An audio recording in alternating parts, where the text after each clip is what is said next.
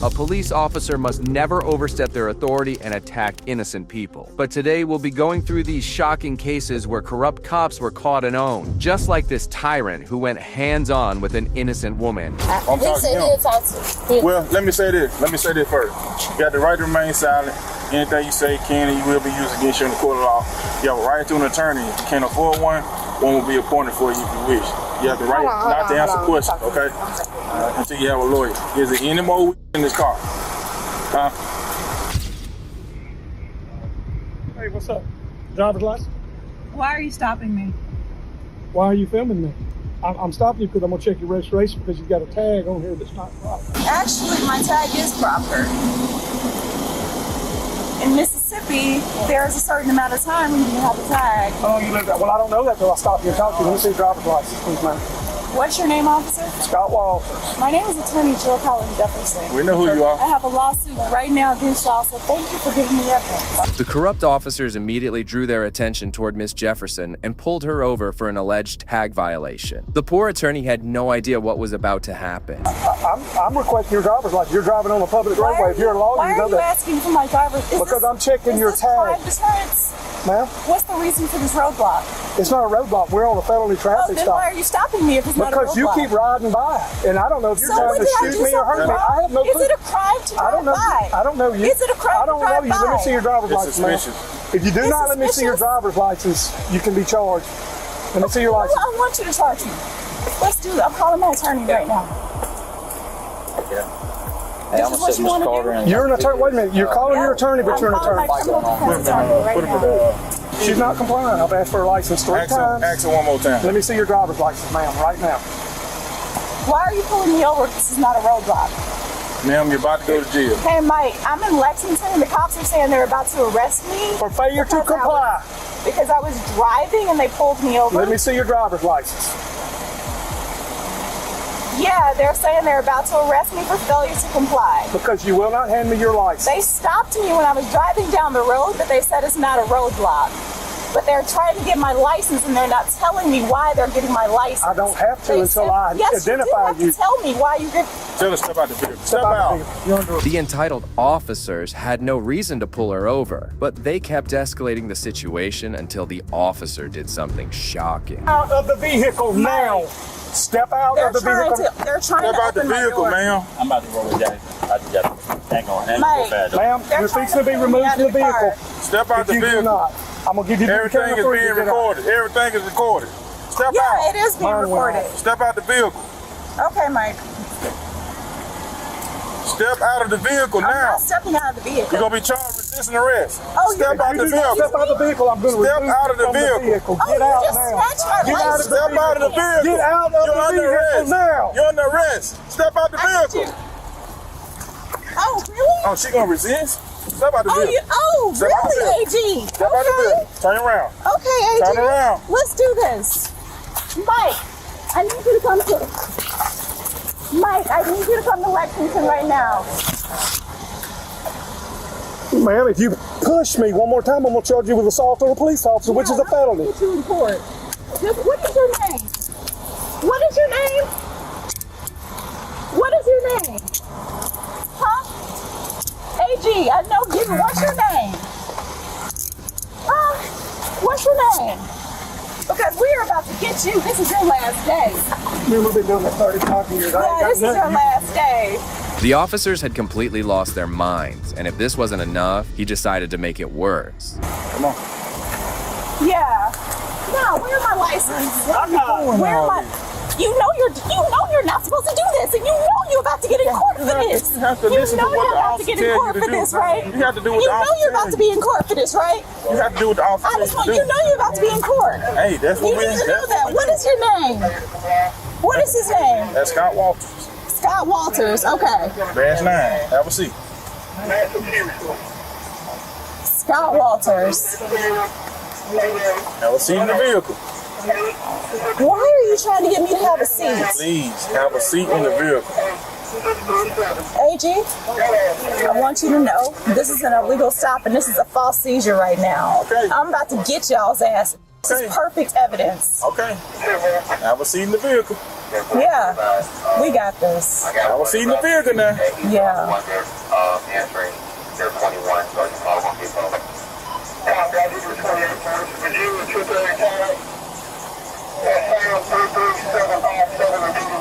Ma'am, please have a seat in the vehicle. I am Put sitting. your legs in the vehicle. Oh, are you about to close the door? Have a seat in the vehicle. AG, I'm sitting like this and I'm gonna stay like this, okay? So we gotta put your legs in the vehicle. So AG, if you're gonna use force on me, I ain't gonna use force on you. You gonna put your legs in the vehicle. what is the charge? Failure Please, to comply. please put your legs in the Existing vehicle. There is only failure to Please comply put your when I'm in the process of committing a crime, actually. You're a lawyer, It's man, only- correct? I'm telling you, it's only put your failure feet to in, please, put your comply. feet in the car. vehicle. It is only failure to comply when I'm committing No, a ma'am, crime. not here, it's not. Put your feet That is in the exactly car. what the law says. No, ma'am. Put your legs in the Okay, you vehicle. know what? We'll have court in court. Yeah, we're gonna do that. Miss Jefferson was arrested and thrown in the back of the police cruiser without cause. All she was doing was driving around and recording the police. I wonder why these tyrants are so afraid of accountability. After arresting her, the corrupt cops went on to illegally search her vehicle. It's still on. Come here with your camera on. Yeah. No, my camera never went off damn time. She was doing suspicious behavior. You need to turn around. If the road's blocked, it's probably safe to say. You won't. No, you sir. good. But You good. We're just in the middle of two You good? things. You good? You good? Mine went off for some reason. Mine never went off. So yours was recorded. Yeah. Okay.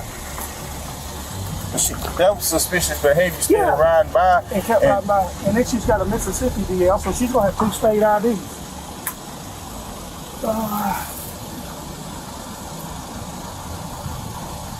Make sure there's no valuables in the car. That's what I'm looking for. You follow You me? had reasonable suspicion anyway. Yeah, she was acting, I was worried about my safety. They back, man. They back. You hear me?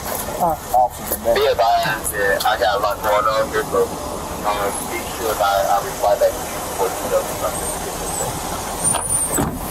You see I'm taking possession of her wallet. Yeah. Oh, no, she had, hold on. Oh, that, who's Timothy? Is that her attorney? She Yeah, I said, guess so. if she's an attorney, why don't she say she had an attorney? The attorney protested against this illegal search, but the power-tripping cop refused to give her any lawful explanation and just shut the door on her. If you've got a Mississippi, you can't have a Mississippi DL in another state. Oh, it expires in 17. I see. All right. So I'm gonna put her wallet. That's Is the all. license expired? This is, but she gave me a. I've got another one. Where'd I put it at? Oh, you got it. I'm gonna claim it on the camera. I understand you claim to be an attorney, but if you want, I wouldn't hire you for shit. Number was an one, search. search incident to arrest. I'm required because your car's Oh. getting towed. Oh yeah. Oh, my car. Okay. Sweetheart, we'll That's see. great. Yeah, it is. So I'm responsible in case something's in there that could get stolen glad you because did lawyers this. are crooked. I'm so glad. It's pretty ironic when this corrupt cop called her crooked. There's no way such despicable officers should be on the force. Moments later, he discovered something inside the car, and his reaction was truly shocking. I believe it, sir. I'm about to do the bond sheet. Oh, is that a gun? Oh. Oh, please be stolen. Oh, shit, we got a gun on the receipt and everything else. It ain't illegal unless it's stolen, and please, I ain't never hoped the gun would be stolen before right now. And that's on camera. I don't, Enough on. She don't want to put you in court for sure. I don't give a damn. Well, I've been going to court for 35 years. It won't scare me.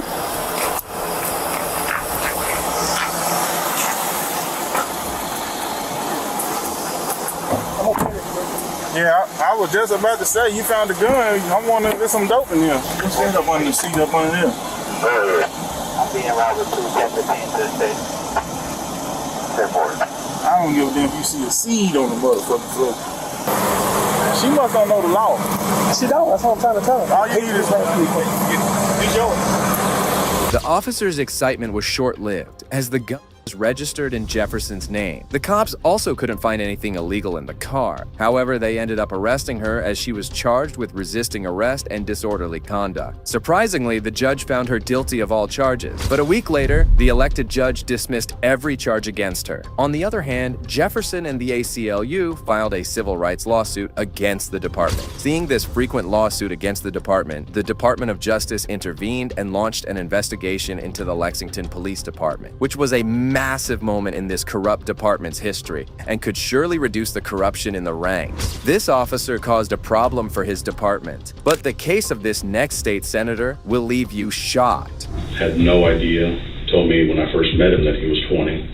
On March 9, 2017, a concerned father contacted the Moore Police Department with a shocking claim that his 17-year-old son had been taken to a motel as an adult. The officers quickly knocked on the motel door and found Oklahoma State Senator Ralph Shorty lying with the 17-year-old John Doe. The cops immediately arrested Shorty after they discovered a pack of condoms in his bag. We're here to talk about it. Why don't you tell me what transpired there?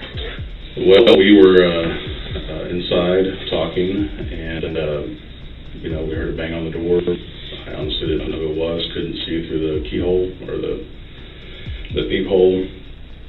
And so, the young man I was with, I know has, I've known him for. We've been talking. He's come to the coffee shop that I operate a couple times. I've even had him over to my house, play video games before. Had no idea. Told me when I first met him that he was 20.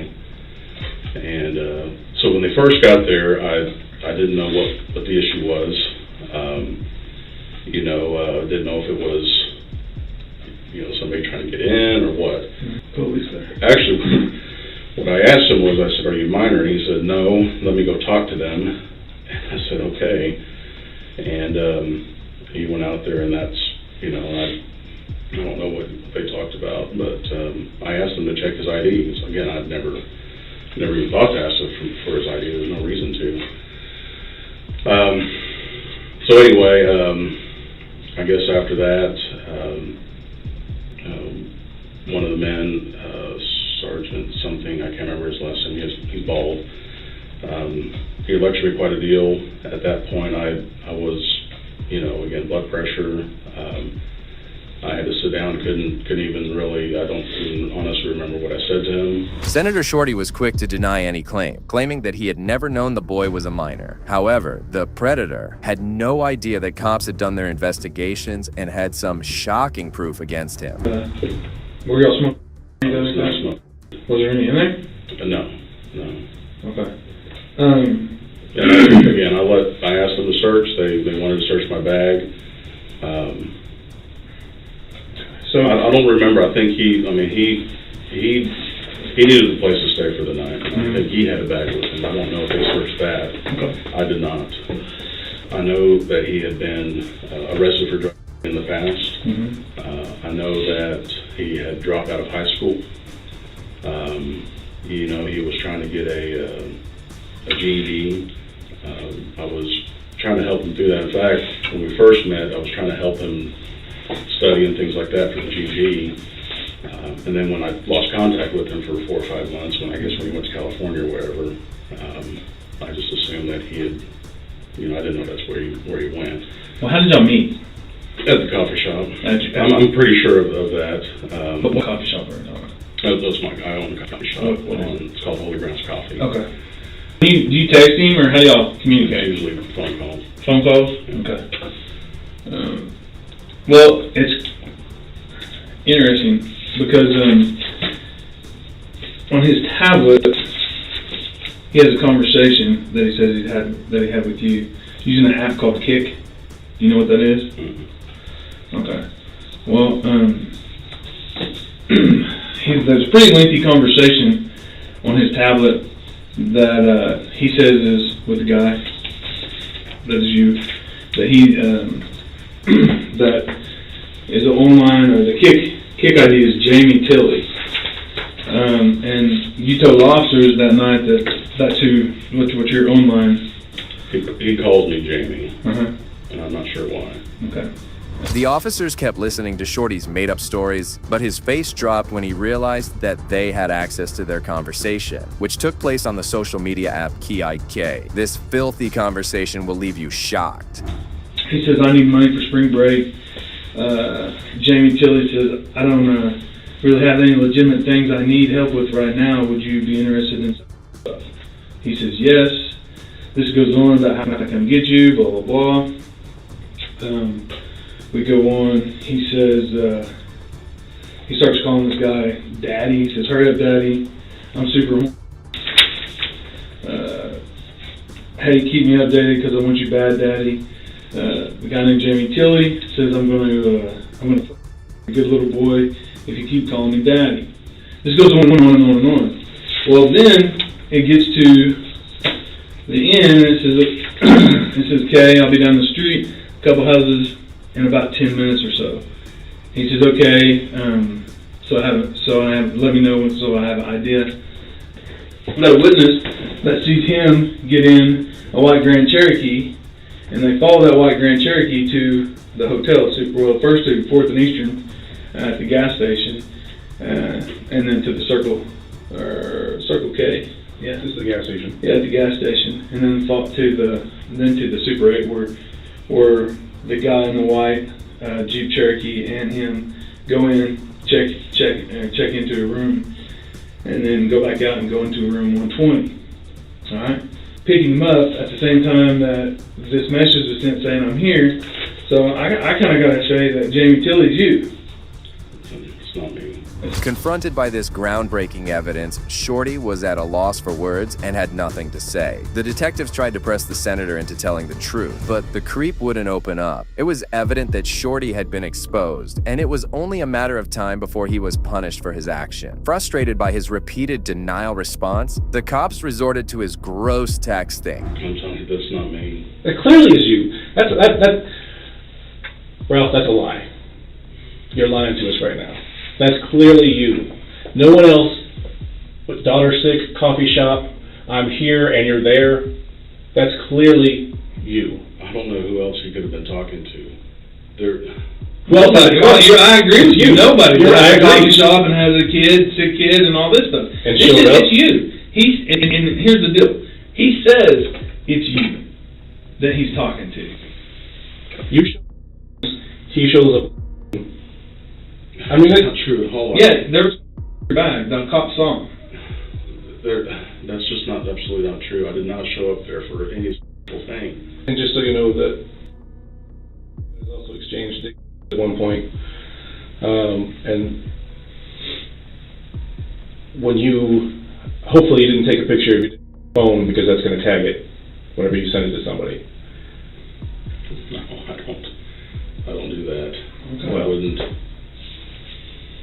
I don't understand why he would do this. I really don't. He has nothing to gain from this. Except screwing me. How does that help him? I have no idea. Yeah, he has nothing to gain. Why would that screw him? Or whatever. He has no idea who you are. He thinks your name is Jamie. He has no idea what your real name is. None. He referred to you as Jamie the whole time I'm talking to him.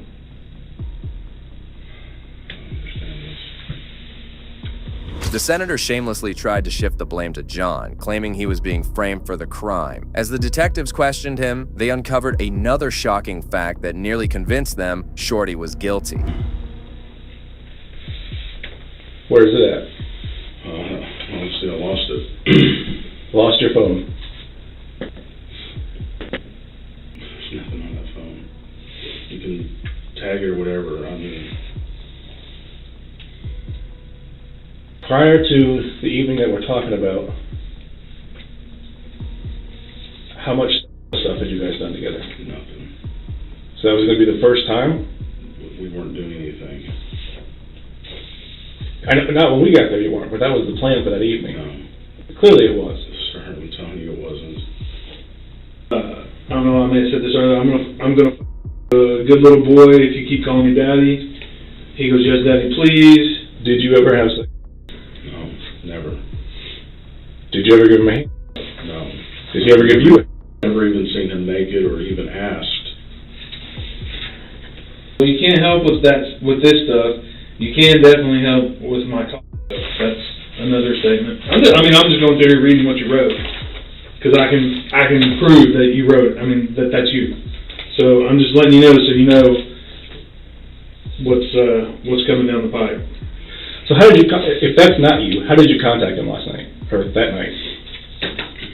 I think he called me. He doesn't have a phone. I'm sure he called me. That's all I can say. I don't know. How did he know that you were outside? He called me, and I told him I was on my way. I told him I'd be there at a certain amount of time, and I got there. Did you use this phone that you've lost?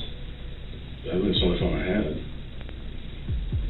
The detectives grew agitated as Shorty repeatedly lied and pretended to ignore the facts about the case. His mobile could have been the most significant piece of evidence, but conveniently, he claimed to have lost it just a day ago. Imagine they lost your phone on the way over here as well. It's not the first time, sir. Well, and just look at it. Okay, take all this crap in this conversation that we've had out of it. All right. So just put yourself in my shoes. Okay. So you got a guy who gets caught in a room with a minor, or in a hotel room with a minor, and he comes in and talks to us, knowing that he's had a conversation with this minor on an electronic device. All right. Probably his phone, because of the way he was at the store, he was at the guy's store, he was in his car, so more than likely it was on his phone. So you're coming in blind, not knowing Also extremely nervous. Well, I got you. I know, but put yourself in my shoes. You're coming in this blind, only knowing that we're going to want to talk to you about, the hotel room, and all of a sudden you come in and you don't have a phone, and I know you live with your phone. You have to. So that's just strange to us, Is your phone on you right now? No, it's not. Is it in your car? No. Can I look in your car? Sure. Okay. An online identity by Jamie. I didn't say that. I said that he's called me Jamie. Well, I don't mean to you did, because we got body cameras and I actually saw it. So, they were talking to him, they were talking to you, and you said you had that you went online or had an online identity of Jamie. That's it. You didn't say Tilly, the last one, but you said Jamie. I remember that, sir. Okay. I remember him asking me what my name was.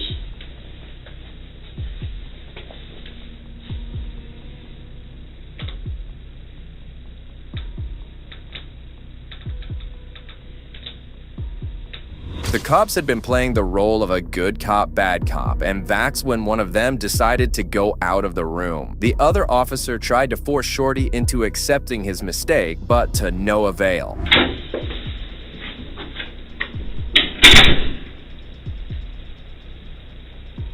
Contact in the past, does he allege that? He said you guys kissed. When? Before May of last year.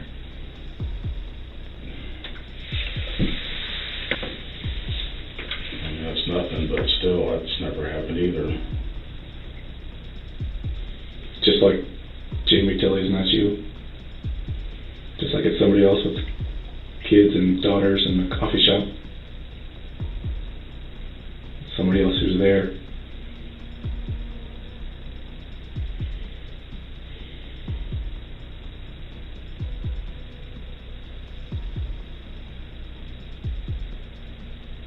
Man, you made a bad decision.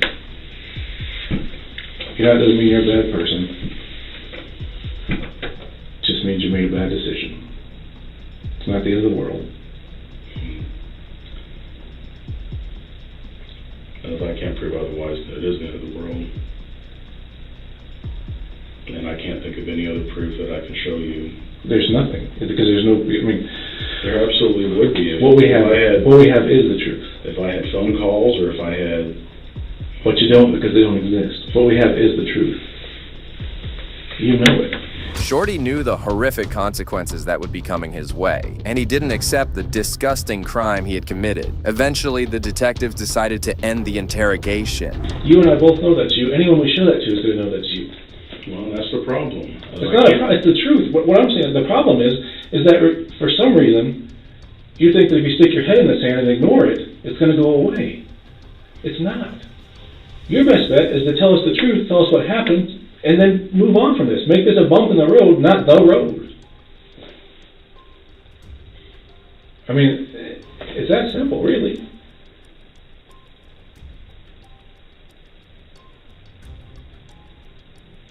This is not a defining moment. This is just a moment. No, this is you've had other things happen in your life that were awful at the time, and then now that you look back on them, they're still awful, but they didn't change who you were. It's a bump.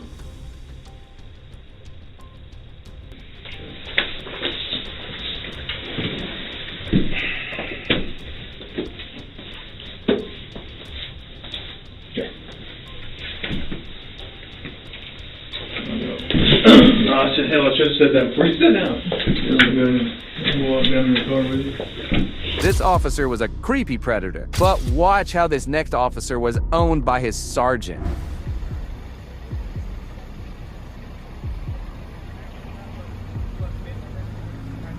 Does it look like he has someone in his presence?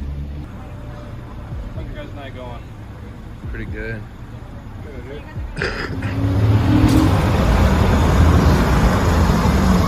Okay.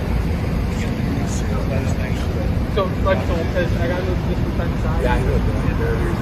I got handicapped too. So, I'll have to go to call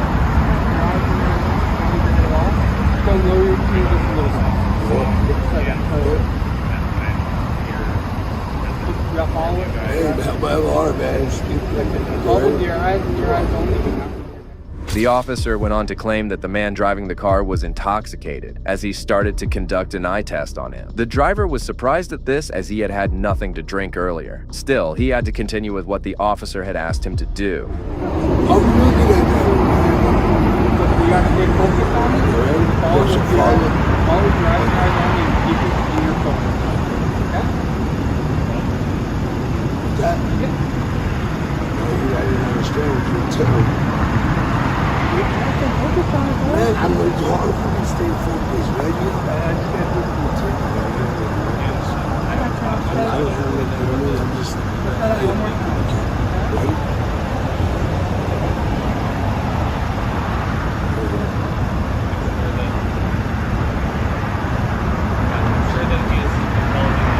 You know, it's hard to do. Otherwise, I'd be concerned about whether we can see people hiding in general.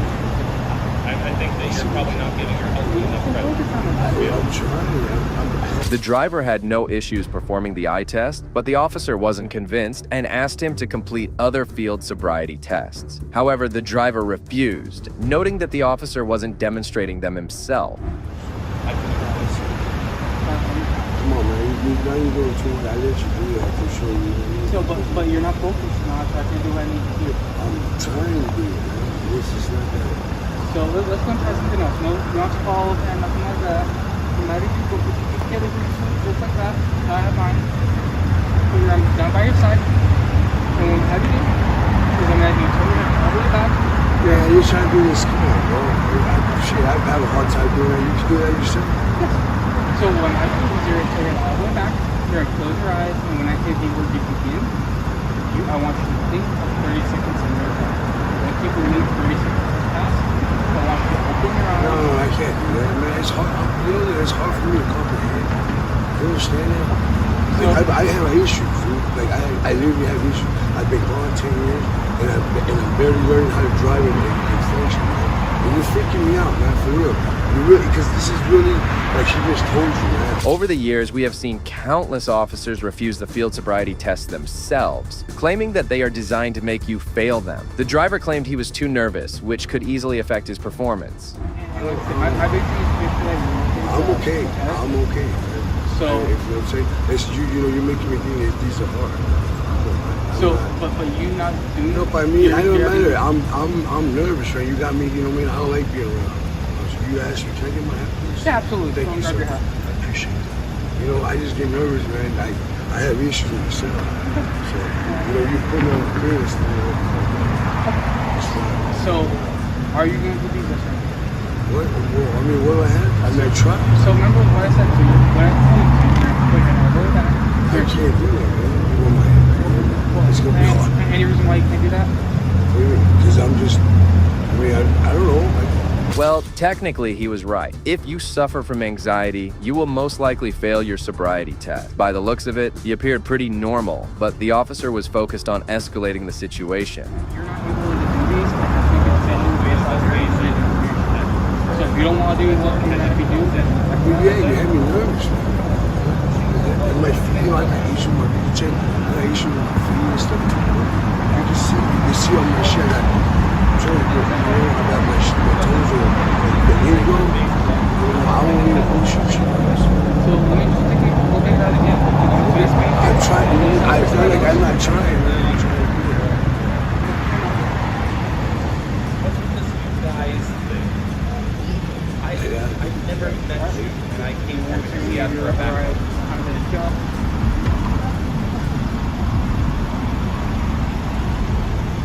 give you guys just one more time and take a look at it. Again, I don't know what you're saying.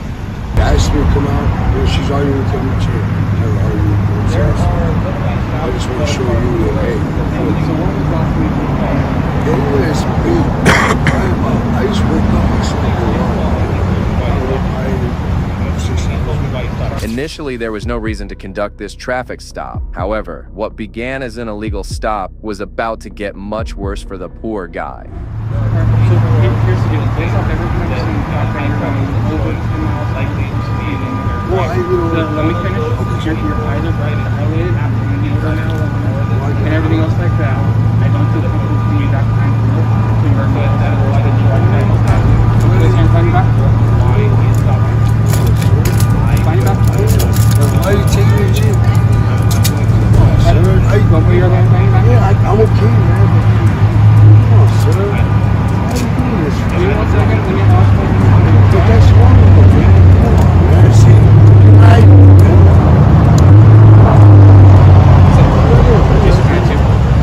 Let's go to my car real quick. Why are you lying? Can I get a look? Why are you lying like that? Let's go to my car and I'll explain everything here in a second. Why? I'm not. That's bullshit, man.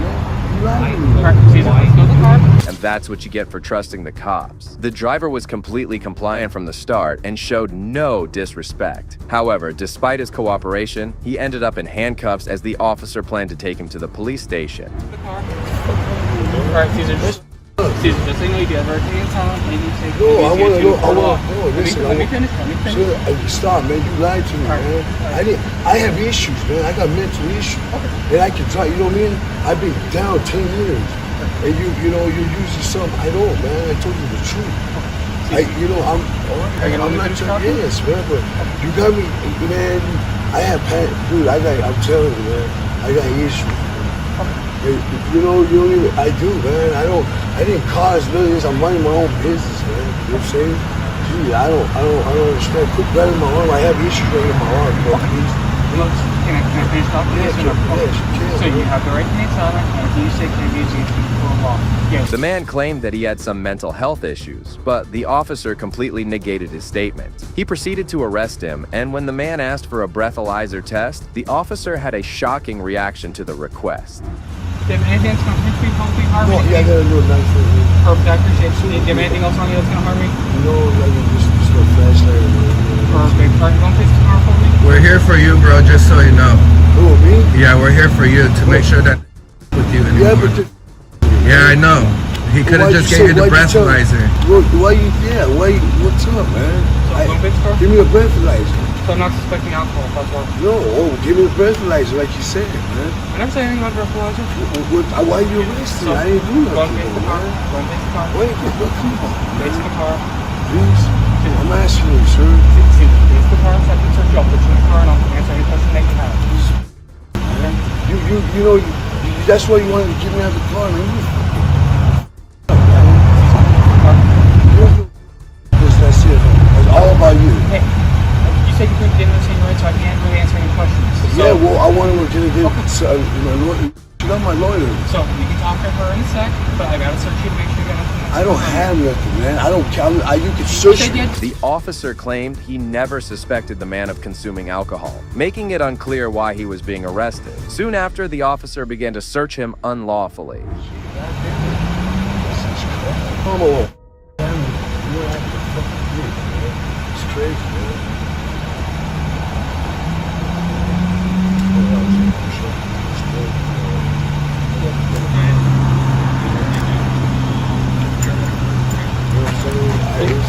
I'm not going over, man. I want, you know, I didn't do that, man.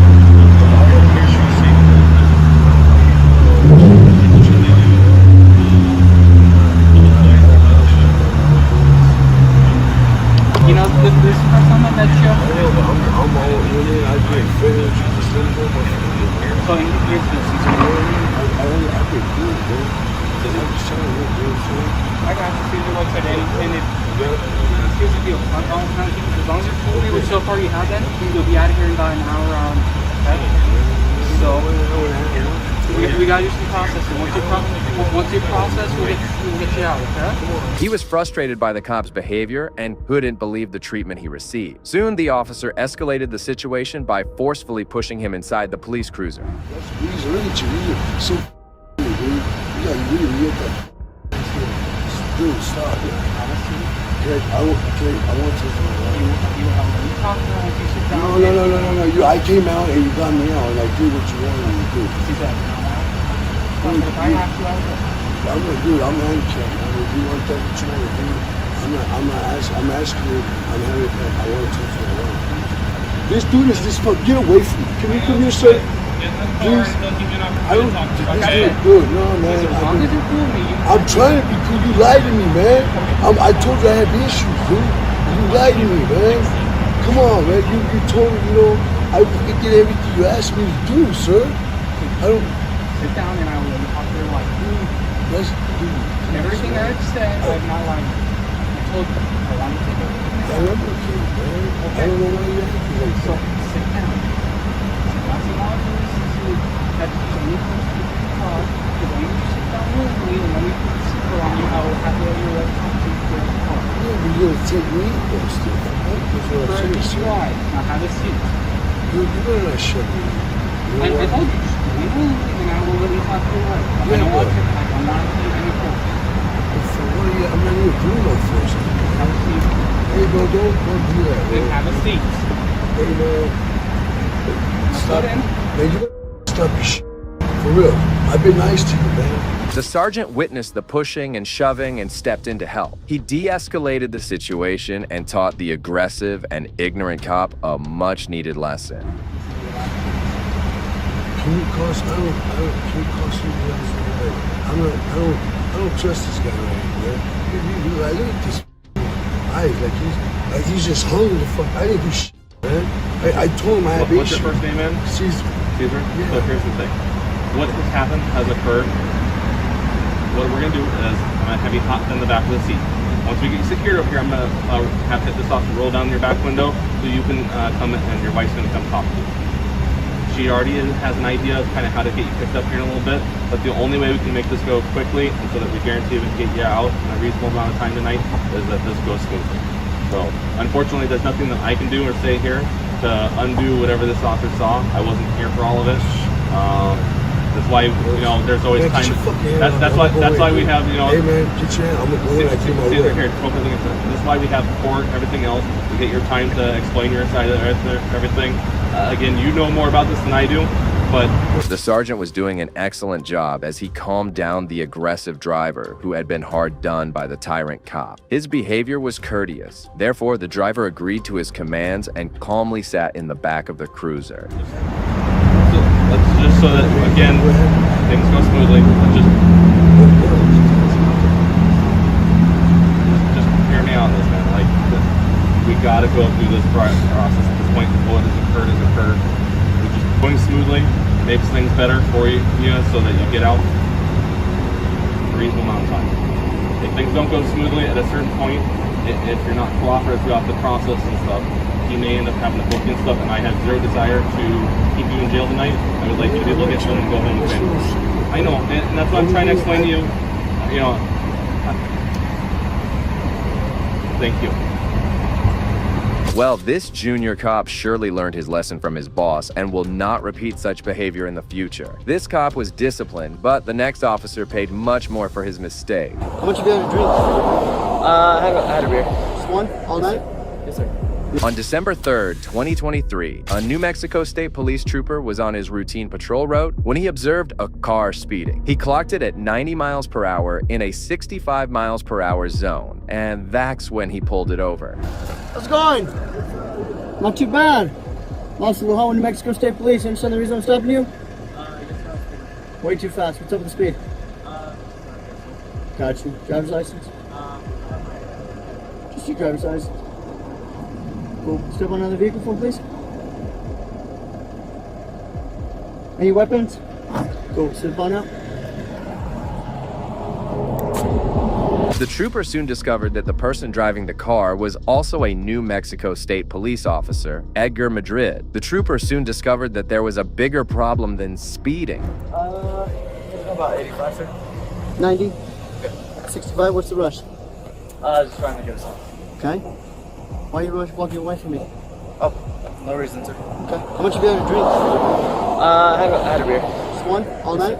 Yes, sir. You lying to me? No, sir. Cool. Hands right to the side. Step forward.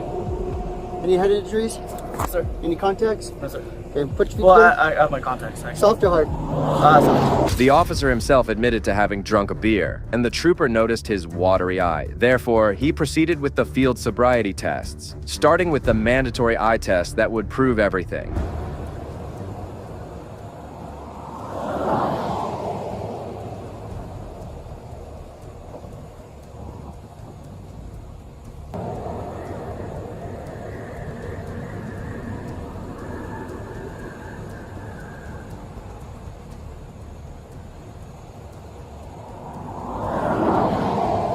Go upward now.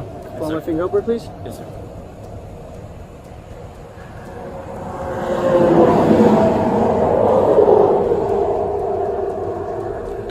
Any injuries to your legs or feet that are going to prevent you from walking, balancing, turning? Last name? Madrid. First name? Edgar. AR? Yes, sir. What's your birthday, Madrid? Those shoes comfortable to walk in? Yes, sir. No injuries, correct? No, sir. Sit tight, okay, Edgar? Yes, sir.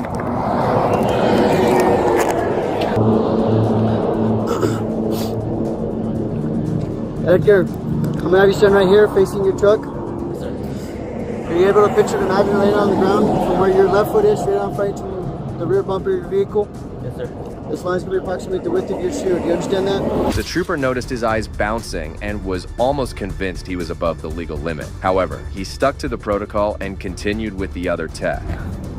Hands out of your pocket for me, please. I'm gonna have you put your left foot on that imaginary line. Take your right foot, place it directly in front of your left foot, touching heel to toe. Stop right there. Hands directly at your side. I will need you to remain in that position there, so I'm going to give you all the instructions. You will not start the test till I tell you to do so. Do you understand? Yes, sir. Go and begin, sir. 1, 2, 3, 4, 5, 6, 7, 8, 9. 1, 2, 3, 4, 5, 7, 8, 9. Okay? Do you have any questions? No questions at all? Go and begin, sir.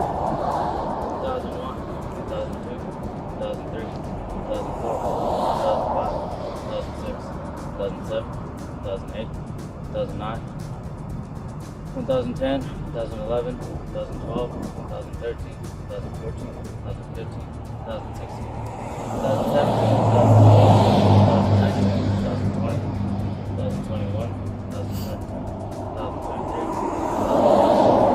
2025, 2026, 2027. Go and stop. The officer wasn't convinced about his performance, so he asked how much he had to drink. Shockingly, he had a different answer this time, forcing the cop to make the arrest. Mr. Madrid, it's been more than one drink, wasn't it? Yes, sir. How much have you really had to drink? Had 2 Coors Light and Dirty Bourbon, sir. 232? Yeah. You shouldn't be driving. You know that. Yes, sir. right? Yes, sir. And this is gonna hurt. It really is. But you know all the fields, right? Yes, sir. It's sad. It really is. Turn around. Put your hands behind your back. Leave them there.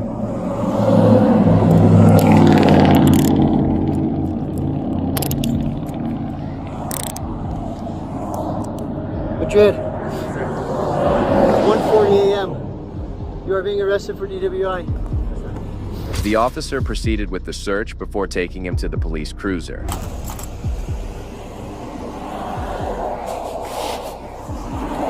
Go spread your feet.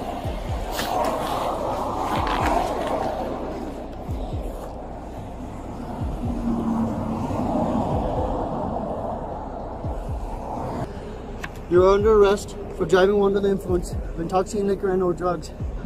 The New Mexico Implied Consent Act requires you to submit to a breath test to determine the alcohol content of your blood.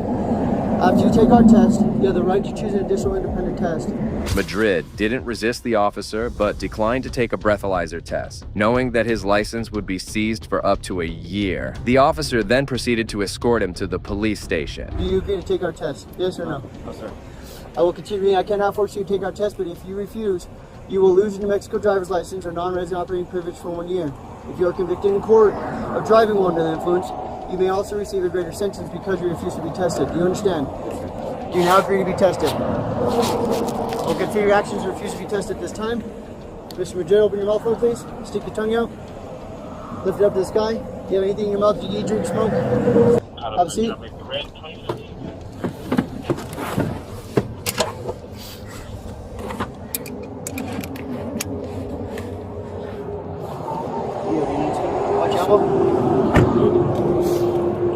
Just make note at 0140 hours, so the driver 1015, 1047. Like the sample is red. Next up, we have this absurd police officer who thought he could escalate situations as much as he wanted.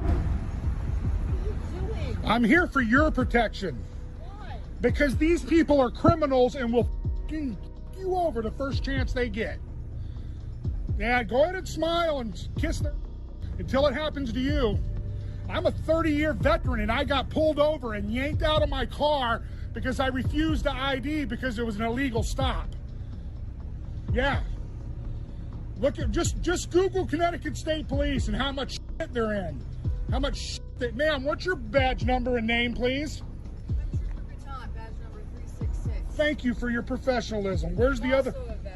Good for you. The female officer identified herself and didn't seem too angry. However, another officer was sitting inside the police cruiser, and things were about to take a turn for the worse as Samuel went over to record him.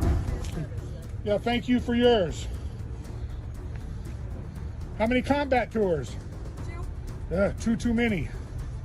Where's the other pig that won't identify? He's getting some stuff out of his car. He'll be out shortly. He refused to identify. You might want to bring that up with a commander. It's part of your policy. I know you know, but he said it's not. So he's not only a pig, he's a liar. Fucking piece of shit. What, your dog gonna protect you? Scumbag.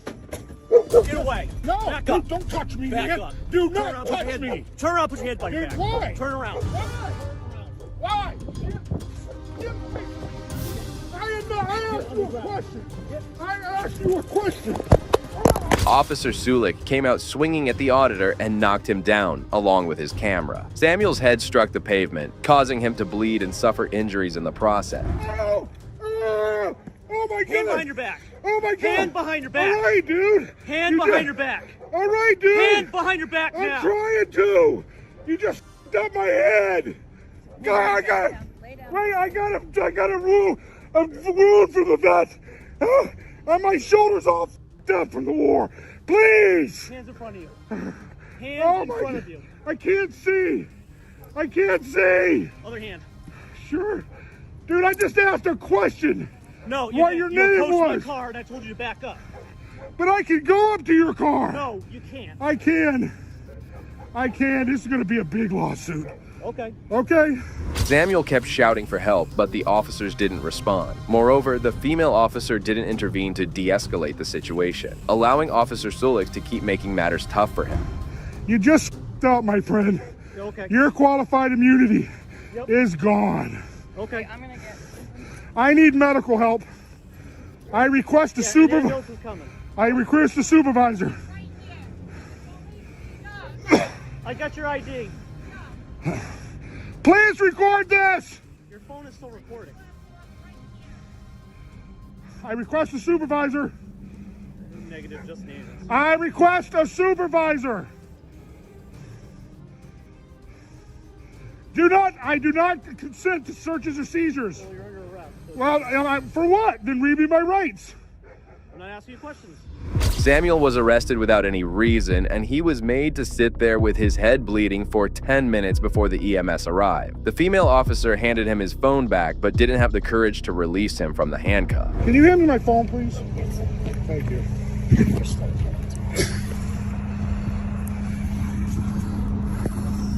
What's the crime I committed? I think obstruction's a physical, not verbal. I can do that.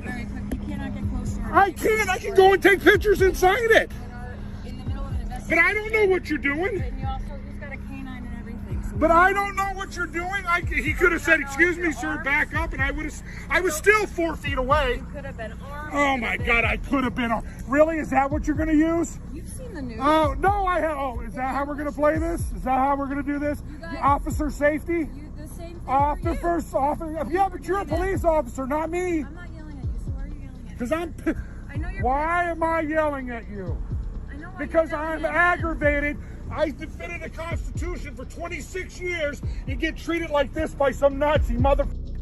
The veteran was absolutely pissed at the officers, and even though the female officer did initially appear to be calm and composed, she kept defending the action of the tyrant. You have a head injury?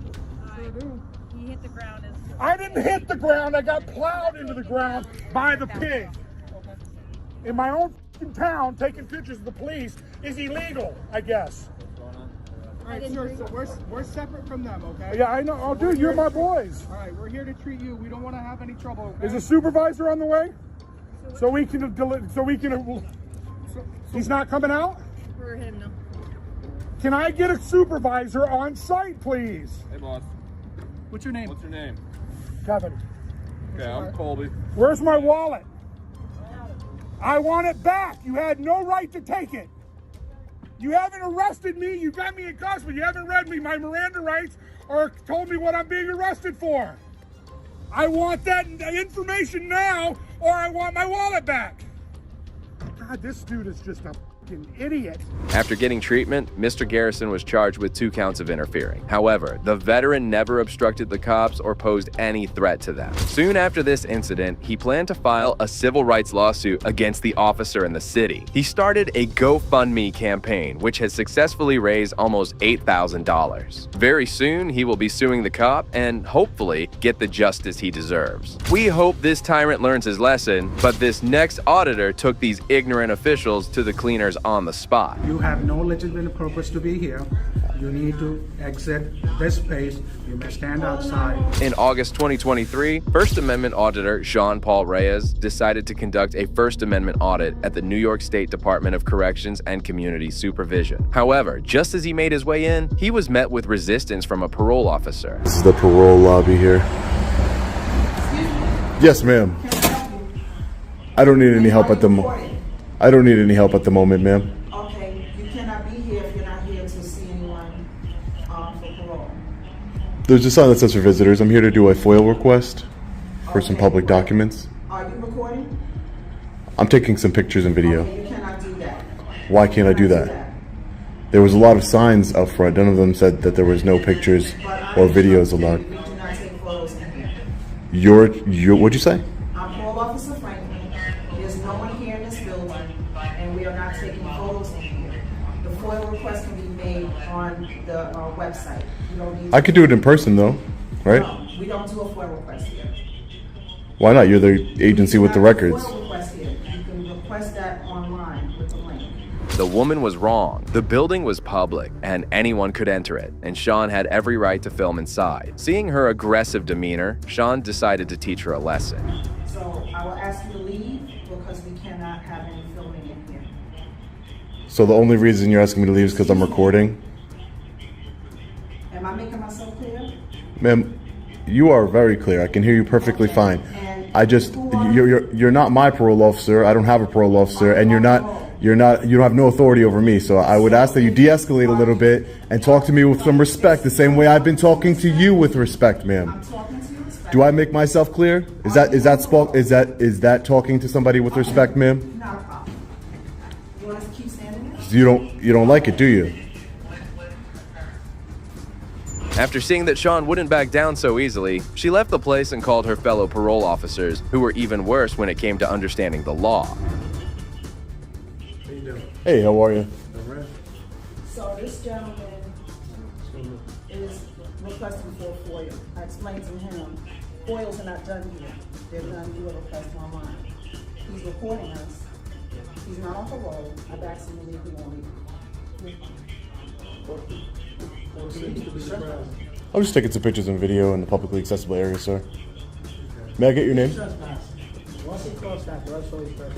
I'm trespassing? How am I trespassing? This is a public lobby. Can I just get your names and badge numbers? If you're not on parole and you have no business here. All three of them appeared nervous and shocked when they confronted Sean, as they lacked the knowledge to tackle him. They were too proud to accept that he was legally allowed to carry out filming. However, one of the parole officers proved a little too difficult. I do have business here. What's your business? I'm an independent journalist. I'm working on a story. This is a publicly accessible area. This is a lobby.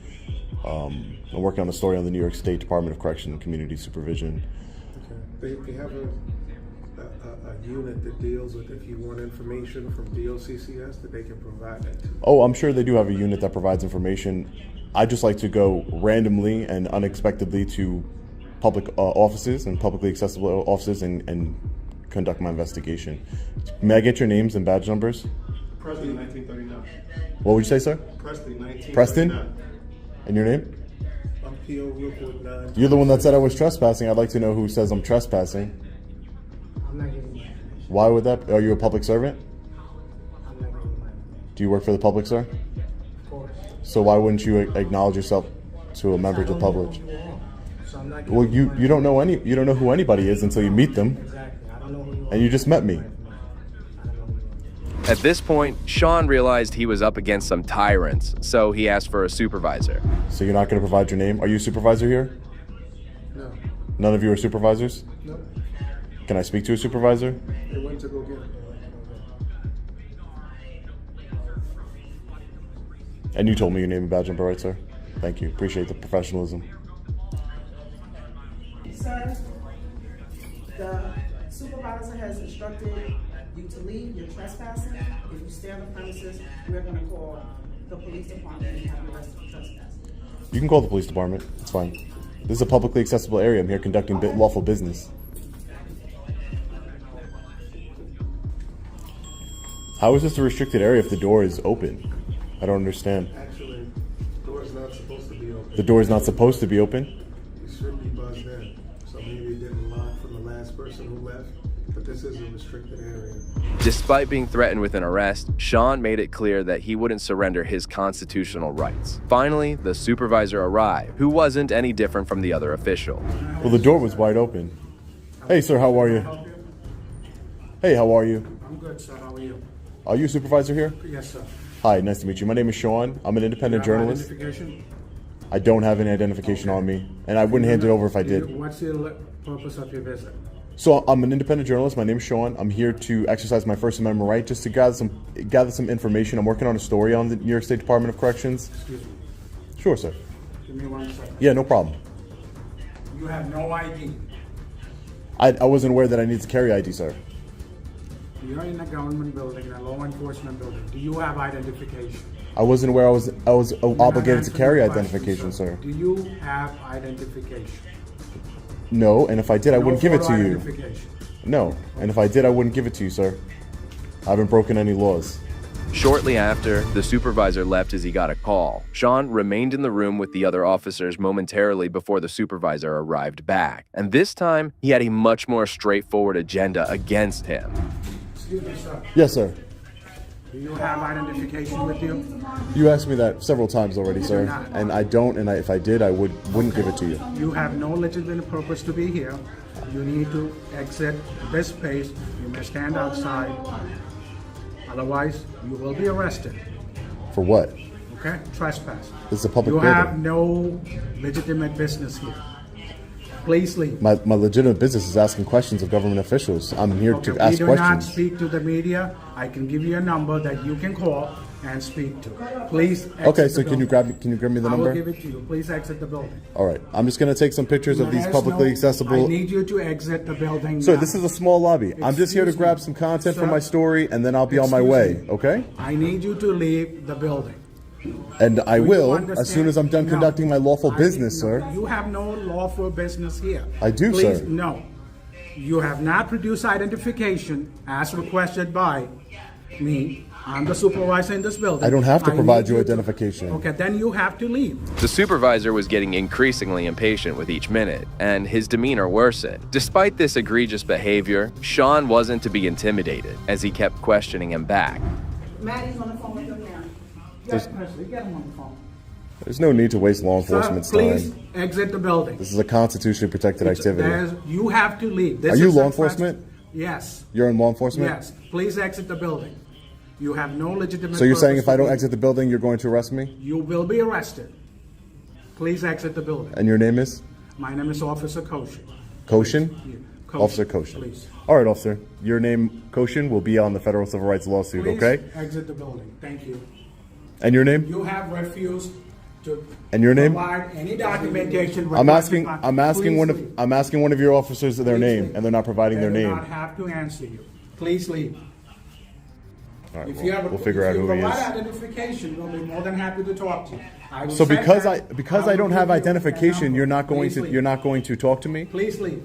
It's truly bizarre to see public officials acting like this, and Sean was visibly frustrated by this treatment. He went on to give them one final lecture before departing the building. Sir, this is ridiculous. This is a small lobby. This is a small public lobby. I've already seen everything that I can see. This is ridiculous for you to be acting this way and for your officers to be acting this way, especially her.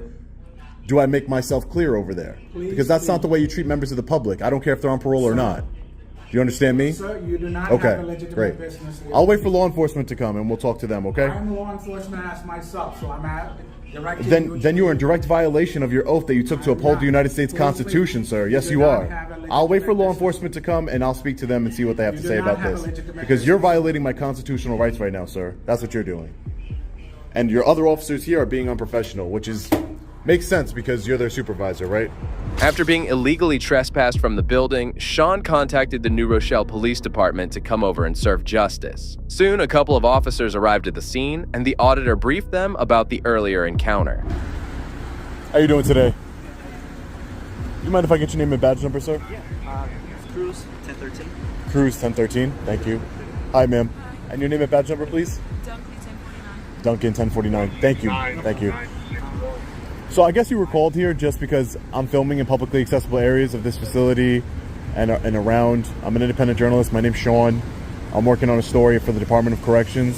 And they didn't seem to like that I was in the public lobby. I was in the lobby. It says visitors welcome this way. There was no restricted access of anything, no signage that said it was restricted, but they're claiming that it's a restricted area, even though it's a public lobby. So they said they were going to call you. I said I would wait out here until you guys came to see what you guys had to say about it. All right? Yeah, sure. No problem. Okay, yeah, no problem. No problem. The cops entered the Department of Corrections, and Sean hoped for an apology. However, they had a pretty unusual claim to make, which left the auditor puzzled. So we're going to be able to get all the body camera footage. Hey, Sarge, how are you? You mind if I get your name and badge number, Sergeant? Sure, 34. 34, Murphy? Yes. Thank you, Sarge. I appreciate it. Thank you.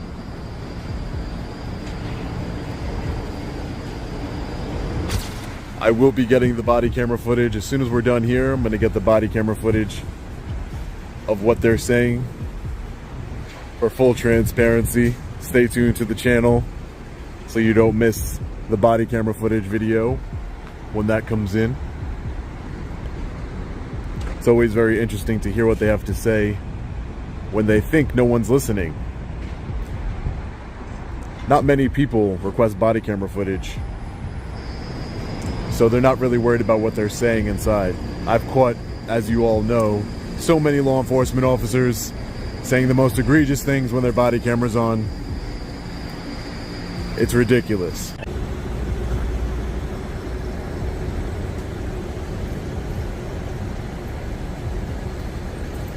Hey, Sarge. Hi. So I'm just trying to find out what's your reason. What are you doing to be exact? Oh, so my name is Sean. I'm an independent journalist. I'm just gathering content in publicly accessible areas for a story I'm working on. Sean, S-E-A-N, part of my story. Okay, are you aware that this is a private property? This isn't private property. This is public property. As far as I'm concerned, I was told by Mr. Barry Jacobson, the owner of this property. It's a private property, so I'm just trying to find out right now, did he give you permission to video record? Barry Jacobson? Yes. A private individual? He's the owner. According to these cops, the building was owned by a private individual. But despite this, it was currently serving as a public office, and Sean had every right to be there. He once again countered the cops, proving his competency regarding the law. Oh, so he leases the section out to the New York State Department of Corrections Community Supervision? There's two companies inside this building. Okay. We have the Department of Corrections and what is... Like a drug rehab? Yes. Yes, we were informed that Mr. Barry Jacobson owned the building. We called him. We asked him if he gave anyone any permission to be on this property currently right now to be video recording. He said no, he didn't give anyone any permission, but he would like to know who's out here. Technically, if a government agency is leasing the property, it then becomes under the government agency's control for as far as publicly accessible areas. It's a government agency, it's funded by taxpayers. But if someone else owns this property and they don't want me here, that's fine. I don't need permission to be here. There's no restricted area signs. There's no keep out private property signs. So there's no way of me knowing that. So I have every right to be here currently. If the owner of the property doesn't want me here, that's a different story. I already got all the content that I needed, so... Sean was technically correct, as the place had been leased to the government and was now a public building. However, despite this, he decided to end his audit as he made his way out of there. Thanks, guys. Appreciate it. Have a great day, okay? Take care. Stay safe out there. Thank you, appreciate it. Thanks for not violating my rights today. You wouldn't do that? Great. Thanks, Sarge. The auditor did own those tyrants, but the actions of these next cops will leave you horrified. Roll down your back window. Why you got gun out? Roll down your back window. Why is the gun out? Because you weren't pulling over. Roll down your back window now. I see you. Roll down your back window. Roll down your back window. You can't see the car. It's way too dark. Just roll the back window down. Just roll the back window down first. Can't see anything in the back of the car. Is there anybody back there? Okay, just roll the windows down before we break them. How does that sound then? Listen, I'm going to pull you out of the car if you don't roll your back window down. What are you doing? You're doing too much. Get out of the car. Get out of the car. Sir, get out of the fucking car. Get out of the car. Get out of the car. Before you got 2 weeks, take in the car, please. Get out of the car. You got a window puncher now. The man driving the car was later identified as 22-year-old Marvin Taylor, who refused to lower the windows. He claimed that he was too afraid as the cops had their weapons drawn. On the other hand, the officers were threatening to break the window. Sir, you need to get out of the car. I'm going to break your window. What is the problem? I'm going to break your window. Get out of the car. I'm going to break your window. What did I do? I'm going to break your window. Get out of the car. Get out of the car. I'm not playing around. Get out of the car. Chill out. Why you doing Get out. Now. Get out of the car. Yo, chill out. Yo, for what? What did I do? Oh. Stop. What the fuck? Yo, what the fuck, son? Yo, nah, bro, nah. Yo, what the fuck did I do? Yo! The cops could have de-escalated the matter and talked to him more calmly. However, one of the officers took no time breaking the window and directly attacking Taylor. Multiple officers ganged up on Taylor, who hadn't committed a crime, as they attempted to arrest him. What could have been a simple situation escalated into a bizarre altercation, ending with Taylor being handcuffed. Yo, help me! Help me! Stop grabbing my hand. Stop grabbing my hand. You Help understand? me! Help me! Help me! I didn't do shit! I didn't... Yo, help me! Bro, you got drugs on you. Stop No, moving. I don't. Yes, you do. I promise I don't. Man. He's gone. Bro, for that, bro. You're an idiot, bro. Come out. What the fuck was that for? What the fuck is y'all doing? Stand up. What the fuck? Yeah, record the whole shit, man. What the fuck is they doing? Stop. Bro, I can't get my crock, bro. What the fuck? What the fuck is y'all doing? You're not gonna leave. We're gonna need that for evidence. Yeah, bro, don't. Bro, record the whole shit, bro. Yeah, we will. Record the whole thing. The cops proceeded to search him before placing him inside the police cruiser. They searched his car, but not surprisingly, couldn't find anything of substance inside. Fucking on. Bro, yo. No, get in the car. What the fuck wrong with y'all? What's up? Yo, he walking up to my car with a gun. Like, he didn't point it, but he got it out. And I was telling him to put the gun away. He put the gun away. Never was really trying to tell me why he pulled me over. So I didn't hop out the car. He told me to get out the car. I never got out the car. They broke my window, pulled me out the car, doing all type of shit. Now my car about to get towed. All this other shit for what? Well, I don't know. That's what I'm trying to figure out. Because your car's getting towed because it's uninspected. So we have to tow it because of that. It's not roadworthy per the state of New York. I'd have to go look, but it comes up that it's expired. After arresting him, the officer approached him and started talking about the incident, something that he should have done before breaking his window and dragging him across the road. Why'd you put your window up? Why didn't you talk to him? No, I was, but he never told me. I asked him, he told me to get out the car. I said, for what? He said, just get out. Like, he wasn't trying to give me no reason. Like, why would I just get out? I've been, before you, I got pulled over 10 times before they asked me for my license. He never asked me for my license, so I didn't get out. So he broke my window. Okay. All right. But you had your window up? Yeah, and my sunroof was up. Like, when why'd you? I'm just asking, why wouldn't you? Because you've been told. Because he had a gun. That's the reason why. Why would I roll down my window if he got a gun out? Well, that way you guys can. My window was broke. It was cracked. Like, it was cracked. All right. Are you okay? I mean, I see. They tell me you don't even have a record. Exactly. Like, I don't know. Exactly. This escalated quickly. Can I give you a tip next time? Next time an officer, just put your window down and talk to him. You know what I mean? You don't understand, bro. No, I'm not even trying to be funny though, but y'all not black, man. You don't understand. I get pulled over like almost every other day. Taylor's reservations were right, as we all know how cops treat black people. He claimed he had been pulled over multiple times despite having no criminal history. Soon, the officer reversed the decision and let him go with a citation. I had this conversation. So probably before you put down your window then, right? Yes, but because you wouldn't have a bad shot window. This not my first time doing what he did. This not my first time either. Okay. I done been on the both sides. Well, they got some paperwork to do, and then they're going to get you out of here. All right? You're not going to jail. You didn't do anything to go to jail. It's all appearance ticket or whatever. So, you're good though? You're straight? All right. I hope your day gets better from here. I hope this is the worst part of your week, sir. Take care. God bless you.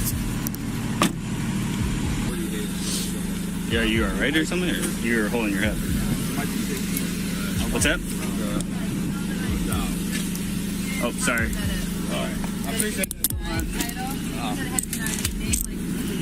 Oh, yeah. Have a good one.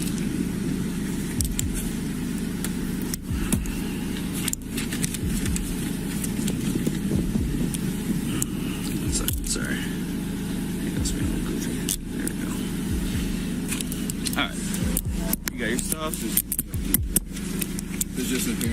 It's not a guilt or anything like that. Just said on May 21st. Officer Hall was much more respectful and tried to talk calmly to ensure nothing went wrong. Taylor was then released and was set to go home, but his car was towed away. At 9:30 a.m. Phone numbers they can remind you one of those. You also can contact.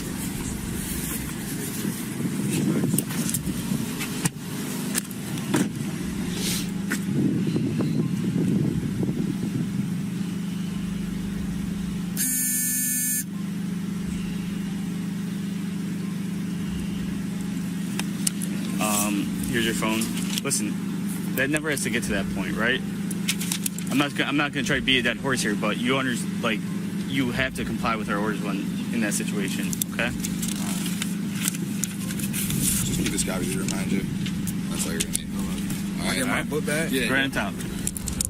Taylor claimed that he wanted to sue the police officers or at least file a complaint against them. Meanwhile, an internal investigation is ongoing, which is a standard procedure for incidents like this. These officers went over the line, but this next cop turned out to be an even bigger idiot. Go ahead and turn around. What test? Turn around. I will do the test.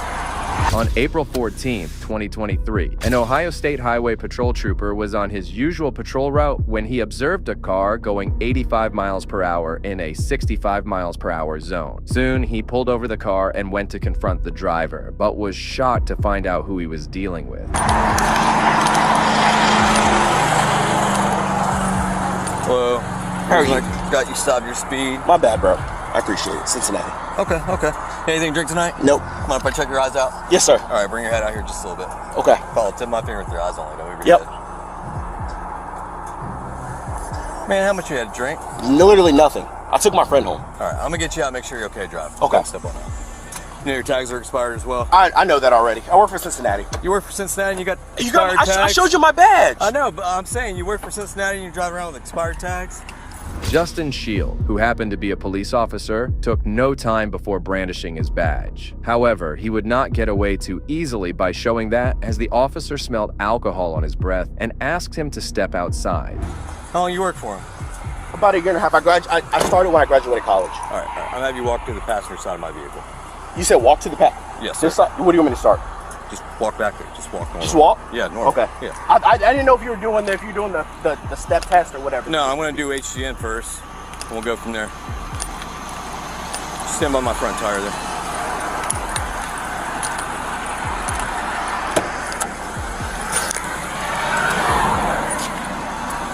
Where do you live at? You said what? Where do you live at? I'm literally going home. I drop my friend off. Okay. We're at my friend's house. Okay. Cool.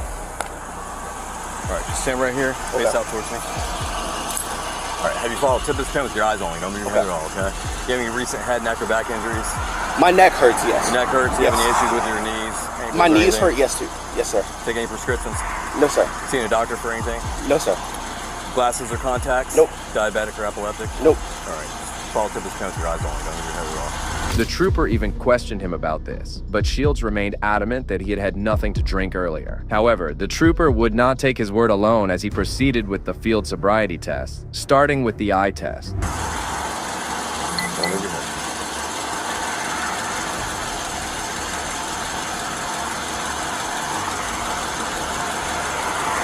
You can blink at any time. You said what, sir? You can blink at any time. Okay. Okay. You know the process, man. I gotta hold I it out there for so long. I know the process. Like, I know it. All right, so you know I gotta hold it out there for so Yep. long, so just stay with me here.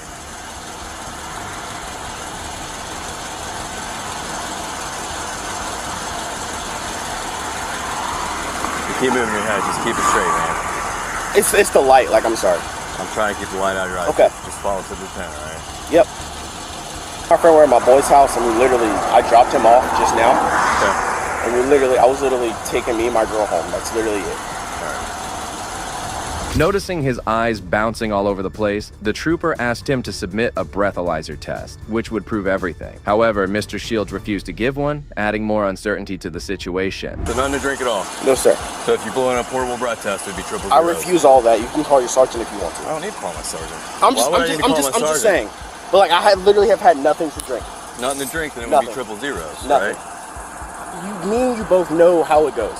I know how it goes. Yeah, me too. And you've been drinking. I have not. You have. I can still smell it on you as you're talking to me. You dude. cannot smell anything on me. I can I smell can it on smell gum because I've had gum. No, I can smell a strong odor of an alcoholic beverage. You cannot. I can. Okay. Why would I make it up? Why would I pull you out of the car?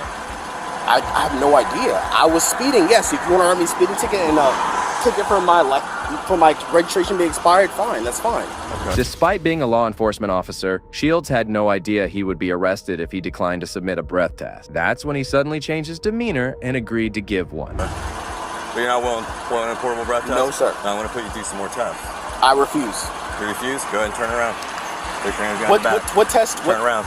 I will do the test. So you want to do the test now? I will do the test. I really just want to meet. Why are you trying to?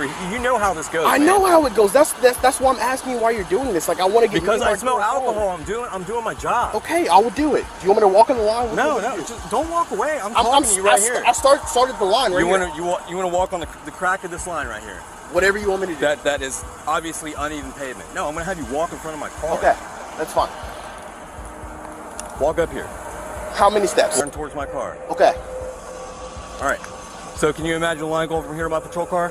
Can I? Yes, I will use this line right here. Sure, you can use this line right here. This black line that's like double. Yes, sir, you can. Yes, okay. You can do that. Okay. All right. So I'm going to get you in starting position. Stay in that position until I tell you to start the test. Okay. Yes, sir. All right. Go ahead and put your left foot on the line with your right foot in front, touching heel toe. With your right foot in front, touching heel toe. Right foot in front. Okay. Heel toe. Arms out at your side. Stay in that position until I tell you to start. What you're going to do is take 9 heel toe steps down the line. However, instead of the breathalyzer test, the trooper continued the field sobriety test, starting with the walk and turn test. Series of small steps, turn around, 9 heel toe steps back the other way. 1, 2, 3. I took 3 steps, you're going to take 9. Yes, sir. You understand everything? Yes, sir. Check's okay. You can go ahead and begin the test. 1, 2, 3, 4, 5, 6, 7, 8, 9.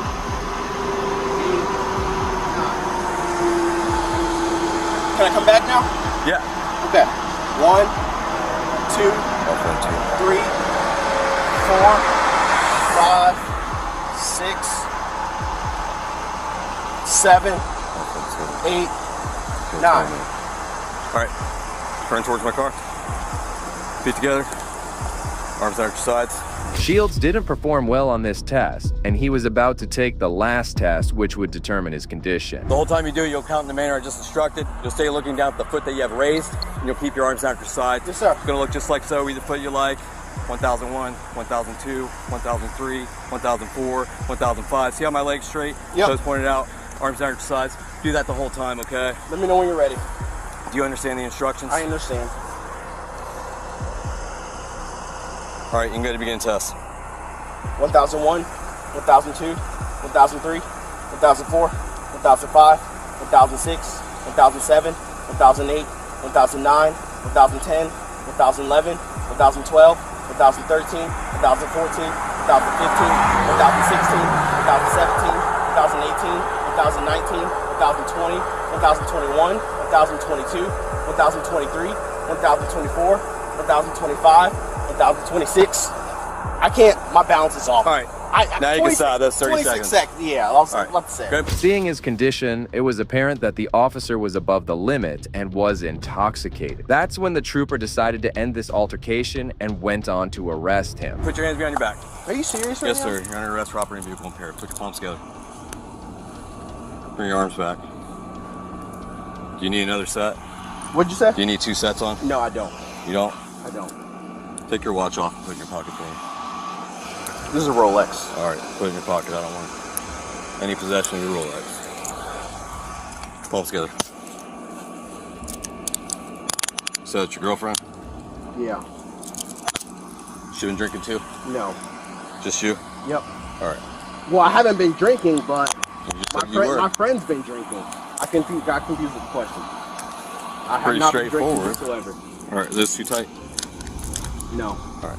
In a hilarious turn of events, Shields even admitted to being drunk, but soon refuted his statement. He was taken to the police station where he was charged with OVI. Soon after the arrest, he was reassigned to administrative duties, and his police powers were temporarily suspended. Later, he pled guilty to the OVI charge and was sentenced to serve 3 years of probation. He had his license suspended for a year and was also ordered to complete 16 hours of community service. These cops may have been corrupt, but the actions of this next tyrant will leave you shocked. Man, I'm taking it here. Don't be reaching. You put your gun is shaking and you pointing your gun at my head. Pointing my gun at your head. In March 2014, private investigator Ken Shepard was conducting surveillance when a Los Angeles County Sheriff's deputy approached him and was pretty aggressive. Holster your weapon. What can I do for you? What do you mean holster my weapon? Well, you pulling your weapon, so I'm telling you holster your weapon because you got nothing to fear. My hands are clearly in. Okay, what are you doing? What am I doing? Yeah. I'm sitting here in my vehicle working. Why? Some kind of PI or something? Does it appear that I'm doing something illegal? I don't know. Okay, Why so don't you what? Step out for me. We just went through this. Your other deputies end up in federal court. Please take your hands off of me. 122. Get your watch commanders out here. Please get your watch commander out here. Get your watch commander out here. I'm asking you for your watch commander. Anybody else in here? Nobody's in here. I'm asking. I'm not being uncooperative at all. You are being uncooperative. How am I being uncooperative? Because you're not doing what I'm telling you to do. First of all, deputy, you pulled up here, you took a look-see, I rolled my windows down for you. Okay. My hands are clearly visible. Okay. And now you're grabbing on me. You just stay right there. Deputy Ty Plunkett held Shepard's hand and refused to de-escalate the situation. The investigator had not broken any law and was pretty confused about why he was being pulled over. So he asked for a supervisor to arrive. Fine. Just stay right there. You need your watch commander. Okay, we'll get to all of that. I'm gonna ask you again, could you please put your weapon up? No. Okay.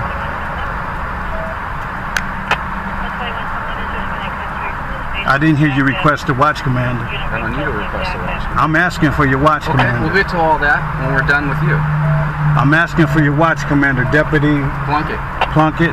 I'm asking for your watch commander. Okay, we'll get him over here. Your hands are shaking.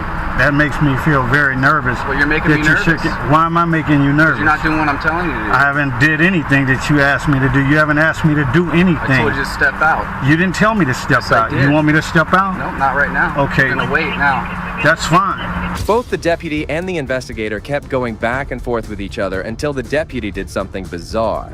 But your hand doesn't need to be on me. I'm sitting here, my hands are in plain sight. Yeah, it's affirmative. Ask for the watch commander, please. We'll get to that in a minute. Okay, I need your horsepower. We'll get to all that. Okay. In good time. Right.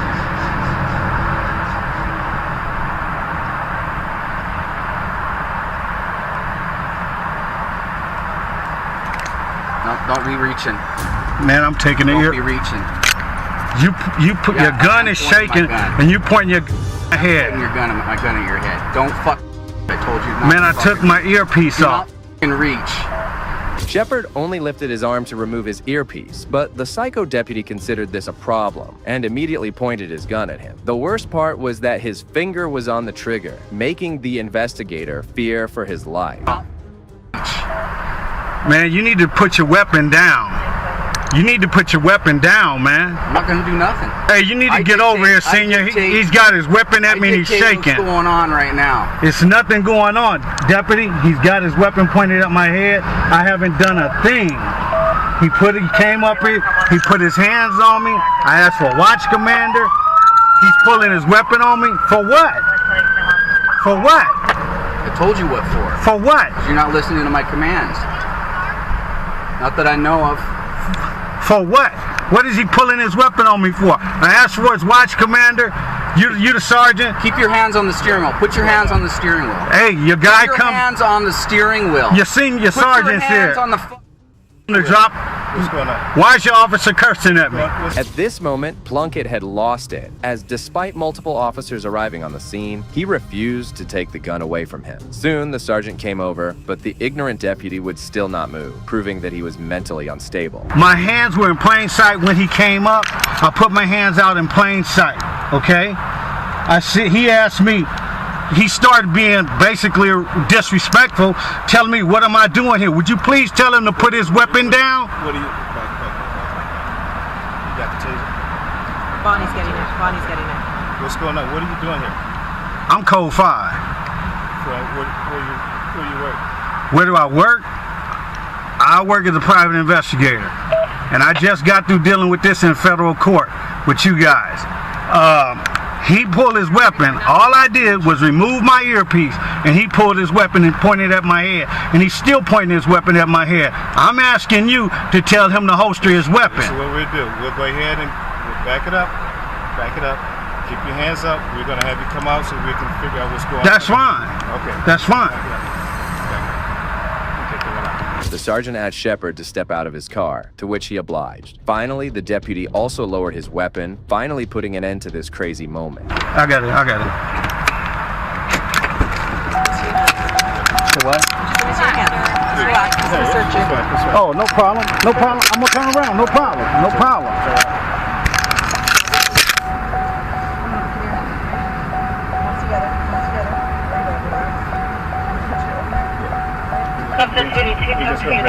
This entitled officer needs to be put a leash on, but these next pigs weren't any better. So 2 off 10, we're going to be on 200 east about 600 north. Hi. Hi. How you doing? Oh, good. How are you doing? Good. We had a call about a disturbance here. There's no disturbance here. I'm not here. We're just talking. Okay. Well, it looks like you're... We haven't yelled or nothing. Looks like you're trying to talk to someone that doesn't want to talk. No, he had his window down. We've been talking. We had some house stuff to talk about and stuff, and we're just talking. He's just keeping warm, I reckon. I don't know. I didn't ask him to get out. Well, his window was rolled up. That's weird. Well, you weren't here the whole time because his window wasn't rolled up. He rolled it up when he turned on his heater. But She's leaving and I'm going. We're not. There's no disturbance. Officer Jean Joubert arrived on the scene and basically jumped to the worst conclusion, although the woman tried her best to explain. So are you doing okay? Oh, good. I'm good. Good. I'm just going in and she's leaving. So. Yeah, we're just talking about some stuff. Was there somebody else here? Because I'm confused now. I am too. We didn't hear anything. Nobody's maybe yelling. She was yelling through my window or something. No, I was not yelling. Talking loud, excuse me. No, I was talking just like that. I wasn't talking loud. What's your name? Monty. No, we haven't talked. I talk like this. Are you guys ex? Yeah. Ex-wife? Okay. So we still have some. Who's the landlord? Jeremy.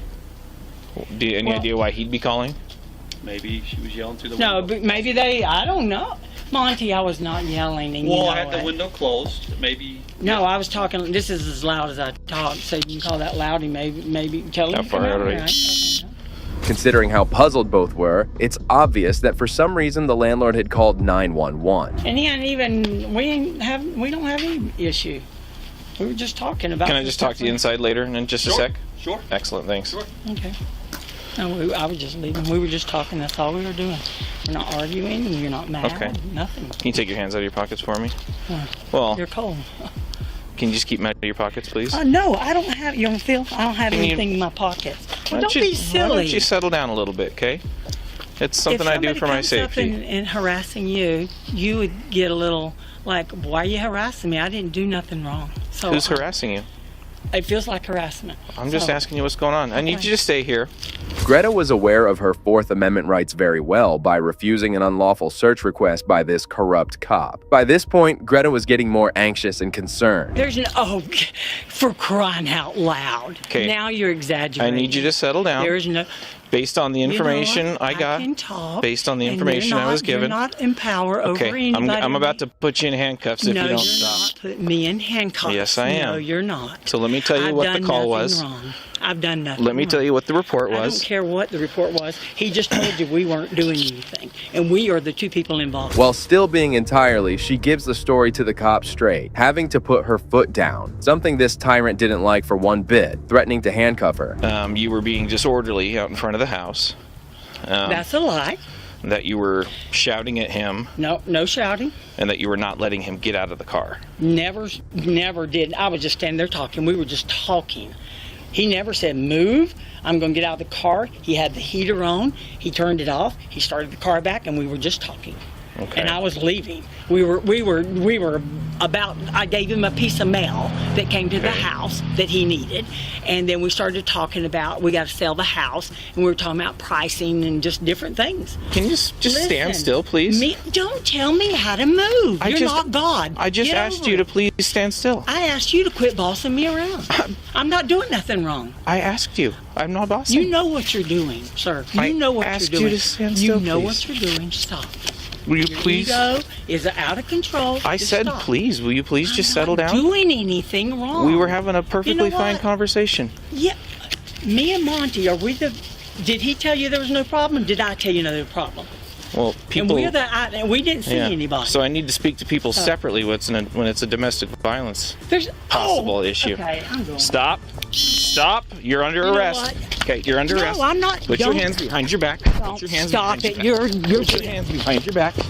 You are under arrest. I'm not doing that. Put your hands behind your back. Stop resisting. Her anxiety was peaking at this point, and the controlling nature of the tyrant made her merely walk away. As a response, this tyrant wasted no time in arresting her, turning this peaceful situation into a mess in a split second. I'm not doing nothing. Stop resisting. I'm not doing nothing. Stop Just resisting. Just stop right Stop now. resisting. resisting, Okay, put your hands behind your back. I am. Stop Put your right hands now. behind your back. Stop right now. Yes, Stop. expedite You're now. out. No, you're lying. Put your hands behind your back. No, Put your I'm hands not. behind your back. I didn't do nothing, sir. Put your other hand behind Please your back. stop. Put Please your don't make other this hand. something it's not. Put your hand I behind had your shoulder back. surgery. Will you stop? Put your other hand behind your back I then. didn't do nothing. Put your other hand behind your back. Listen, stop. Just stop right now. Stop. Behind you. You are harassing me. Please stop. Put your hand behind your back. I'm not doing nothing. I don't have a weapon. Put your hand behind your I'm back. not doing nothing wrong. Put your hand behind your Ow, back. you hit my head. Please Put stop. your hand behind I'm your not back. doing nothing Put wrong. your hand behind your back.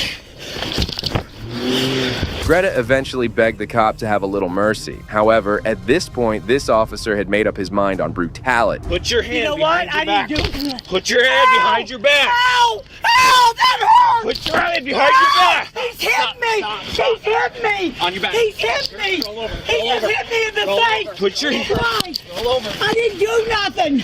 Roll I didn't do nothing! I did nothing! He hit me in the face! Okay.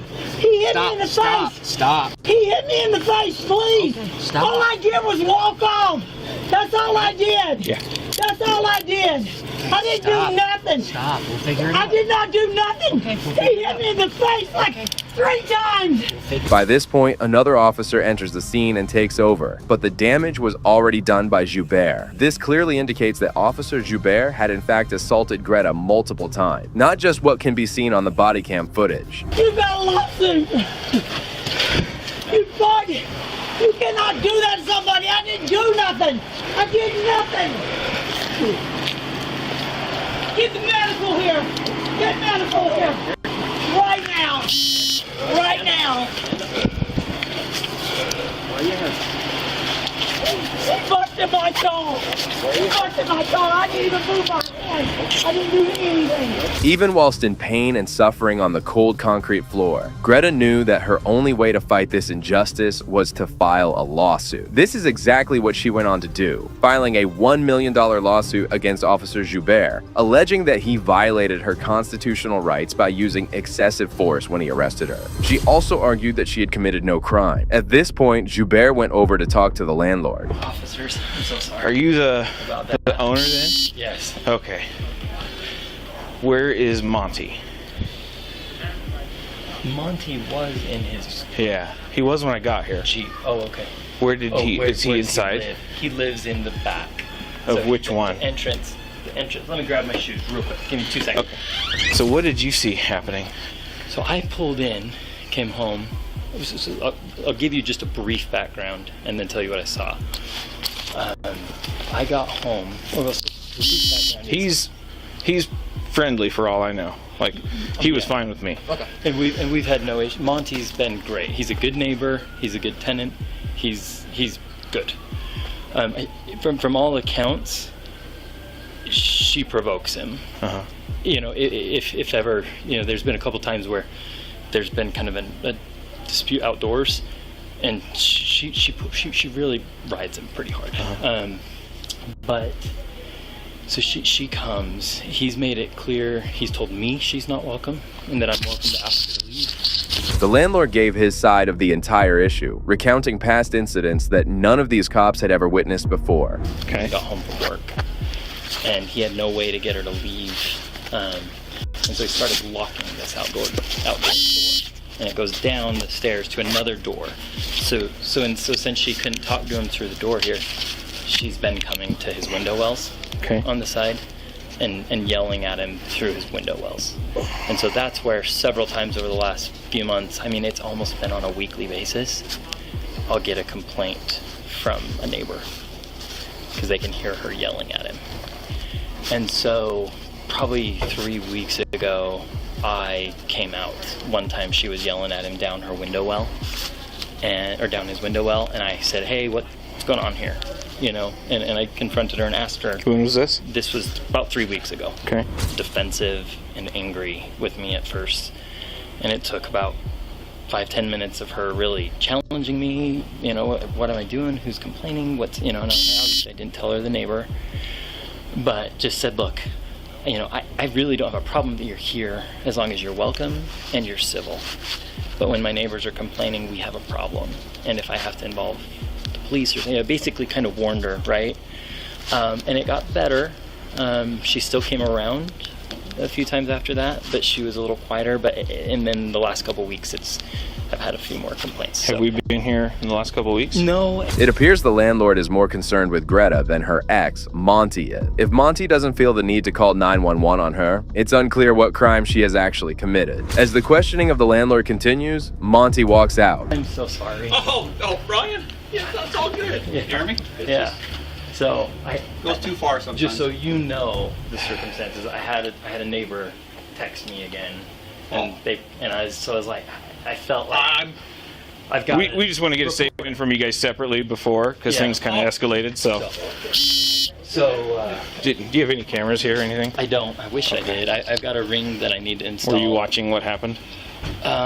No. I saw you come here, and I almost wanted to point you around the corner. I should have. Well, yeah, it was really weird because looking at the map and it says 207, 238, and then I'm like, okay, it's over here. It's a 650 North address. I have to come into my garage. She was standing there at Monty's door. At his car door? At his car door. She was standing at his car door. And so my immediate thought, this is assumption. I don't know what the facts are, but was that she's got him pinned in his car and he's not getting out because he's trying to avoid confrontation. And was his window up or down? Up. So the landlord took the liberty for everyone involved to alert the police for Greta simply talking to Monty. It's still no wonder how the landlord assumes something like this, considering he admits himself to not knowing the facts. So this has been over months, and I have some text history. Can I see that text, and can I get that neighbor's info? Yeah. That's what I just did too. Can you? Oh, we got the whole crew. There's an upstairs. Wow. There's an upstairs neighbor. Up here? That heard. Will you get a statement from her? Yeah. Actually, can we have you guys do witness statements? What's that? Just basically, you sign your name saying, yeah, this is what happened. Okay. Will you get statement 3, one for him, and then her upstairs? Yes, sir. Thank you. For someone who is being harassed and bullied by their ex on a weekly basis, Monty sure does seem more than cheery around the police. Further adding to the facts that 911 was alerted about an incident which didn't even come close to being an actual crime. Nevertheless, it doesn't stop these corrupt cops from building their case and charging her with interfering with an arresting officer, a Class B misdemeanor, and disorderly conduct. However, these charges were dismissed by the Bountiful City prosecutor only a month later. Following these disturbing events, Greta filed a federal lawsuit, and the Bountiful Police Department had taken notice of this event as well. In a formal hearing concerning allegations that Joubert had violated several department policies during the arrest, Chief Edward Beeler issued a written reprimand, finding that Joubert striking Greta Jensen in the face was unreasonable and unnecessary. Jensen said Bountiful offered her a $20,000 settlement, but she turned it down after she was advised the city was lowballing her. Therefore, her case remains ongoing. If you think that the police just abuse those citizens who may be doing something unlawful, this next case follows the case of a completely lawful activity which these tyrants turned into a crime. Go outside. No, sir. This is a public lobby. I'm doing legal business, sir. You have been told 3 times not to and come. I'm waiting listen, for look at me. And I've been told by the commissioner that if I have legal business, I can come in this office, sir. In this case, we follow the account of Annapolis Audit, who visited the Maryland Capitol Police Department to file a complaint, which is a completely normal and legal activity for inside a police station. Hi, can I help you? Yep. So I was here a couple weeks ago, and I turned this in, and it wasn't, Hold on. Let me get a police officer for you. Okay. Have a seat right there. What's your name? I'd rather not give that. Well, the name is on your complaint, right? No, it's not. You'd rather not give your name for the officer to come out here and address you? Absolutely. Cool. Yeah, I checked, so there's no sergeant around. Okay. So what's that supposed to mean? I'm just not allowed to turn in my complaint now? It's not that you're not allowed to turn in your complaint. There's no one to accept it from you. Okay, well, we're during business hours on a Tuesday afternoon, ma'am. Well, this is session. Maryland General Assembly is in session right now. Right down the street. A lot of the officers are out on patrol. Okay, well, we're gonna have to call one over here to do their job, ma'am.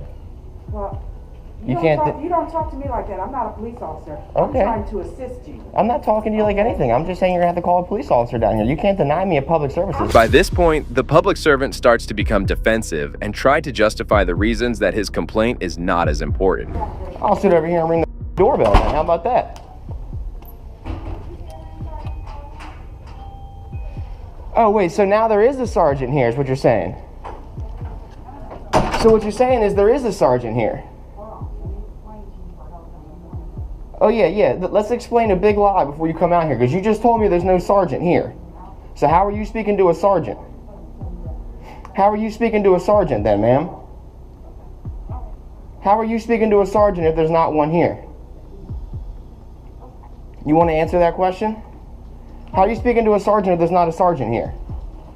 Hi, sir. Hi, who are you, ma'am? I'm Sergeant Alexander. Sergeant Alexander, can you tell me why this lady just lied to me and said there's no sergeant here in the building? And it's all on videotape. If you want to sit down and go over it, we can sit down and go over it and you can see where you're wrong. We can go over it and you can see where you're wrong. Okay, I hear you, sir, but what is it that you need? I'm here to turn in a complaint. Okay, all right, have a seat and we'll... I did that, and then she came out here and told me there's no sergeant here to take it, but apparently there is, so... Okay, I'm not in that. There's still a sergeant here, though. Ma'am, regardless, it's during business hours on a business day. There has to be somebody to accept this. So then why did she say he wasn't here? Why did she say he wasn't here then? What is the issue? I'm trying to turn in paperwork. This is First Amendment protected activity.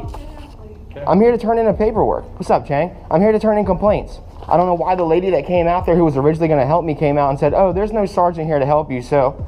Due to the receptionist lady's incompetence and bad management, other officers were also attracted towards the commotion. The auditor, on the other hand, kept trying to explain how he's just trying to practice his Fourth Amendment rights. See how quick you got down here when you thought that I was causing a disturbance, or when someone cried to call you down here, but nobody could come down here to help me 2 seconds ago.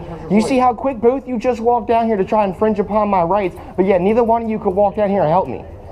Yeah, sir, I have paperwork to turn in. Don't walk away from me.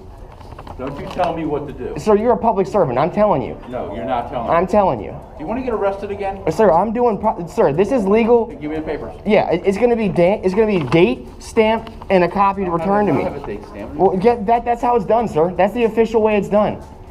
You can't change protocol. You can't change protocol just because you don't want to deal with me, sir. I do want to deal with you. Okay. This tyrant of a cop couldn't bother properly practicing his own protocol to file a complaint and is just trying to wash his hands of the auditor, showing how he couldn't care less for the everyday concerns of citizens. There's a legal, sir, there's a legal way of doing this. Can you show me what you're talking about? Yeah, it's a complaint right here from your... what else do you need to see, sir? You don't fill... Sir, you don't decide out here if the complaint's viable to get filled in or not. I get to turn it in, and then the review process goes through the complaint, and then they decide if it's viable, and they're going to do something with it, sir. Cooperate with us right now, or you can leave. They're sergeants. That's who you turn a complaint to. Okay, so then why is it that I'm asking them to simply stamp it, sir? I'm asking them to... Stamp it as received. The auditor explained how the receipt stamp is most important to confirm whether the complaint has been officially lodged. This is legal business. I have legal business. No, ma'am, this is legal business. I'm in a public lobby. I'm going to be here and I'm going to help you. Okay. Outside because you're disturbing. I'm not disturbing anything, ma'am. You're disturbing. No, I'm not, ma'am. I'm asking them to do their job. They're disturbing it by refusing me services, ma'am. What do you need? I need these stamped and returned to me. I need these dates stamped, receipted, and returned to me, ma'am. Is this the second one that you've done? Yeah, it's the second one. I'm allowed to fill it more than one. No, it's not the same thing. This one is the same thing because it wasn't stamped and returned to me. I need this stamped, ma'am. This was not stamped and returned to me. I need these done properly. I'm not interfering with the flow of business. They're refusing to do it. Hey, I want 2 sergeants here and a lieutenant. That's it. Everyone else can go. What's up, Barnes? How you doing, buddy? How you doing, man? Good, man. How you doing? Good. I'm hanging in there, buddy. I'm hanging in there. I'm trying to fill out complaints for what happened that day, but they're being ignorant about it. And then they're trying to say that I'm interfering with the flow of business. I came down here, I rang the doorbell, a lady came out. She goes, there's no sergeant here to help you, so I don't know. What do you mean? Then she walks in there and goes, hey, Sergeant Alexander. What do you mean there's no sergeant here? You're speaking to one right now, man. Why is it you're lying to me? Then both of him and Chang came down here. Okay, that's pretty quick for someone not here to help me. You came down here pretty quick to try and arrest me. We were in Lawyer's Mall. But that's fine. They came down here pretty quick to try and arrest me, so why is it they can't come down here pretty quick to try and help me? Obviously, the auditor's job is to try and push our government facilities and our public servants to the limit. This is what is standard to try and assess whether the police are professional enough to deal with any kind of citizen. This explains why the Annapolis audit has to be so stern and strict. You said you can leave or you're going to be arrested. So that's how I thought you were going to arrest me, because you said it, sir. It came out of your mouth. That's why I thought that. You might want to look at your camera. I have it. You might want to look at that. You might want to look at it. All right, that's enough. Get him out of here. Go on. Get him out of here. I'm waiting for my paperwork, sir. Go outside with No, sir. This is a public lobby. The man who just walked into the frame was none other than the department's police chief, Michael Wilson. One would think that he was there to help in the process, but instead, he just tried to throw his power around. Yes, sir. You have been told 3 times not to And come. I'm waiting Listen, for look the- at me. And I've been told by the commissioner that if I have legal business, I can come in this office, sir. You have been told 3 times not to trespass I'm into not this trespassing. building I'm doing because legal you create business. a problem when I'm you're doing here. legal business, Now sir. I'm telling you to leave the building. I'm doing legal business, If you don't sir. leave the building, you're going to get arrested I'm again. doing legal and business, again, sir. And again. I'm doing you're legal not business, to come back sir. here. I'm doing It's legal not business, legal sir. business. It is, sir. Get out or get locked up. I have a right. Lock him up. Sir, I have a right to file You're under grievances. arrest for trespassing. No, I'm not. Yeah, you Rebecca, can you just please give me my paperwork so I can leave? It's too late for that. Sir, Rebecca, what is going on out here? You're under arrest for trespassing. I'm not, sir. I'm doing legal business. You've been told to I'm waiting for my paperwork so I can leave. Ma'am, please, that's all I'm waiting for so I can leave. I wonder if it's this difficult for any everyday citizen to walk into a public building that is only there because of their taxes, to file a complaint without getting threatened to be arrested over half a dozen times. How am I trespassing? I was told by the commissioner that I was allowed to come here and fill this. I asked the commissioner before I came down here, what am I allowed to do? Trespass. For filing a legal complaint? Sir, I'm gonna come back here. This is I have a right to file these complaints, sir. Yeah, my cell phone. No. My keys, my cell phone, my wallet. I don't understand why I'm being arrested. Okay. I'm filing a grievance, sir. Sir, I'm filing a grievance. I'm allowed here. Sir, this is a violation of 18 Code US 242. It's a deprivation of public services. I have a right to file grievances with my government, sir. Can I get a moment? Yeah, Sergeant Stewart is working everything. Okay. After being thoroughly searched, placed in handcuffs, and facing more misconduct from the police chief, our auditor is thrown out of the building. This is only because the chief claims that he was trespassing, thus squashing his constitutional right. Doing this was legal business, sir. So your initial time that you came in, you were trying to get an investigation started. I was trying to find out why my tags have been taken off my car. I got you. And that's when I was arrested down here. Is this the second time you've filled out this paperwork? Who'd you fill it out on the first time? You can see both of them right there. No, it's not the same thing. No, they're for different incidents, different days, different incidents. I got you. I thought maybe you guys are here to arrest me. Well, we were coming to help you, but we were at Lawyer's Mall with a large crowd. I know, but then so she was helping me. So why did that guy get mad and trespass me and have me arrested for trespassing when Captain Labs was helping me? She was making the copy. I understand. I was explaining to you what was going on. Right. Like what? I get it. What's the issue here? So why am I in handcuffs? Okay.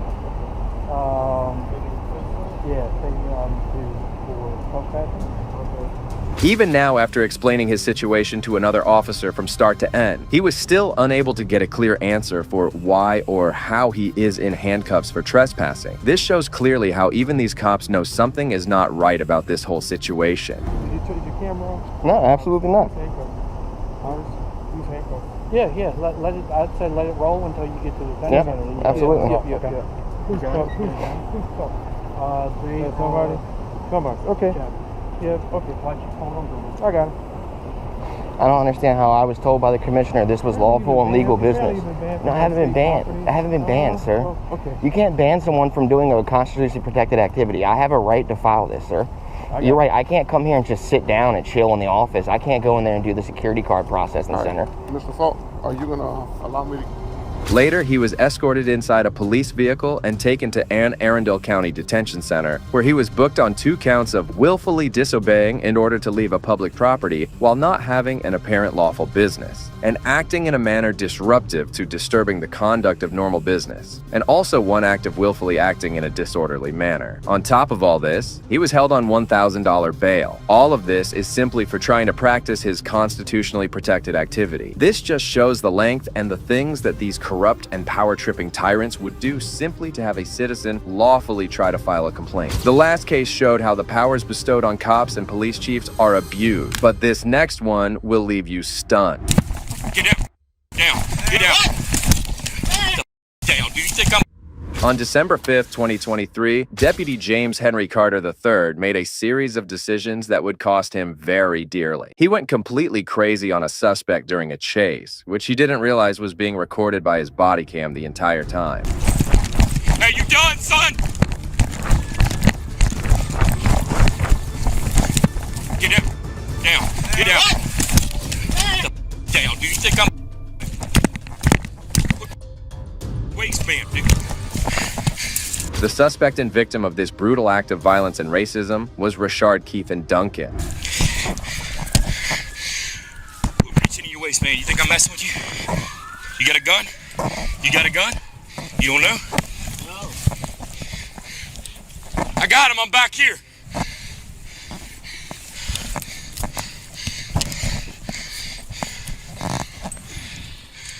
I got you. It's your boy. You'll see.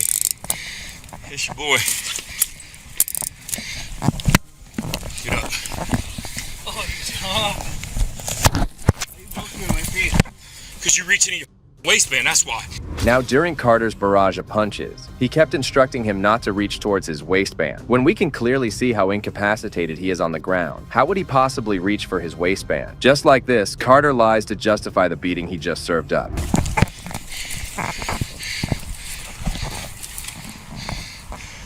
Negative, just one person.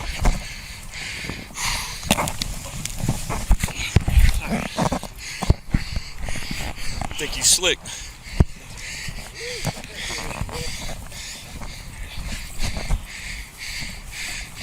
Enjoy that little nap.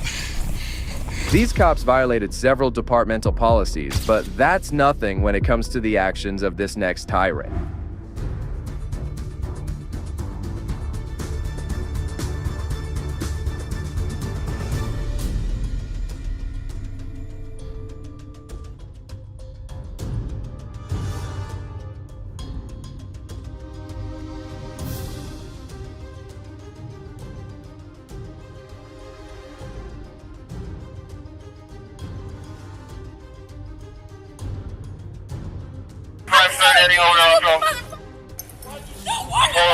Get back!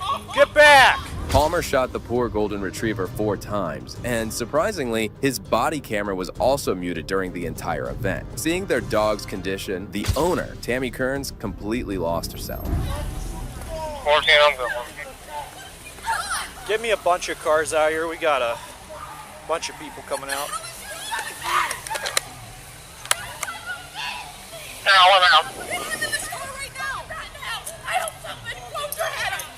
Get back!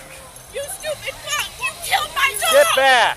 Why did you do it? Damn, I'm suing get back! you. Okay, your dog charged. Get back. You fuck! No, all these people seen that! That Okay. dog is harmless! Okay. Get, ma'am. No, I need I'm you to not. get back. Ma'am, I need you. It's outrageous to think that a police officer shot a golden retriever to protect himself. That dog is indeed harmless, and there was no reason to go to this extreme length. Soon after, the men of the house also came out expressing rage and frustration at the officer's action. Oh my God! We're I'm suing you! I want your name, I want your badge, everything! Palmer, Oh my God, 101.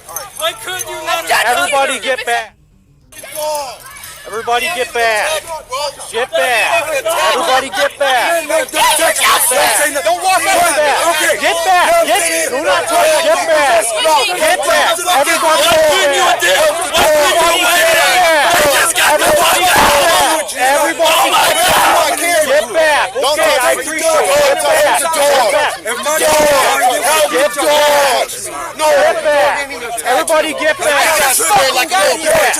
get back. Hurt the dog. Get back. Like you I got you on camera. Moments later, multiple units responded and arrived at the scene. The situation was traumatic as more people emerged out of the house. I'm talking about public sidewalk. It's a public sidewalk. Public sidewalk. Don't touch me. I got you on camera. I'm filing a lawsuit on your ass. Okay, sit tight. He wasn't going after him. He shot her 4 times. You better for it. Everybody get back. There's no get back. Everybody get back. I got it on camera, Paul. I got it on camera. You're about to lose your job. I got it on camera. You're about to lose your fucking job. I just pulled up. I got it. I would shot you, you stupid cunt! She wasn't even going after you! She was going across the street!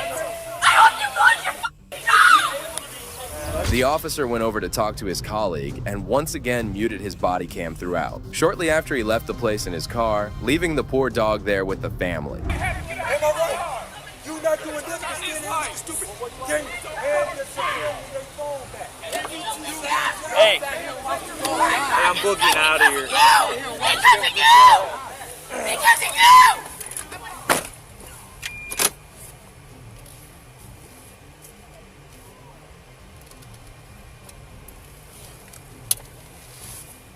The poor dog was taken to the hospital, but he tragically passed away. The Lorain Police Department analyzed the video footage and surprisingly claimed that the officer did not violate any departmental policy. However, he continued to remain on modified duty and will be facing disciplinary action for muting his body cam. This officer might have gotten off easily, but this next cop was owned for this huge mistake. Shot fired! Shot fired! Shot fired! On November 12, 2023, the Okaloosa County Sheriff's Officer dispatched a couple of deputies to a house after a woman complained about her boyfriend stealing her car and also sending her threatening text messages. Soon, the cops arrived at her home and asked her for more details about the situation. Car back. I've been asking all night, can I get my car back? Like, I don't care about the argument. I don't even know what the argument is about. I just want my car. I don't want to deal with anything. I know anytime we get into it, whether I'm right or wrong, he puts his hands on me or he threatens to put his hands on me. It gets very violent. There he is. In your car or walking up? He's walking.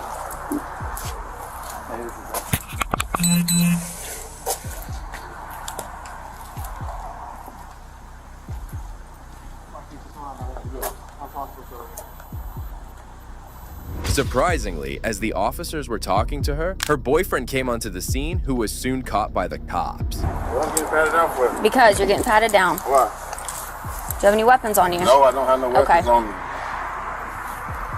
What's that like that? This is key.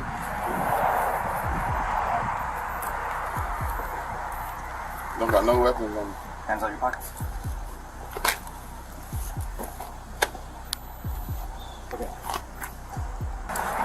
What do you want to do? I want my car.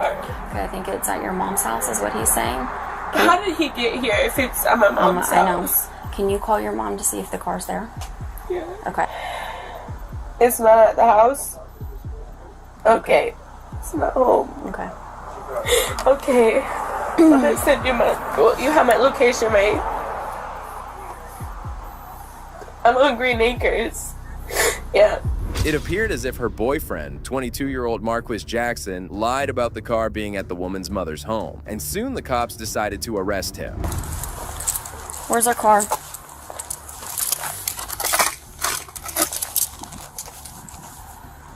Where's our car, Marquise? Can I talk to her? No. Can I talk to her more? Mm-mm. Her keys are here. Her keys are here. Can I give you her keys?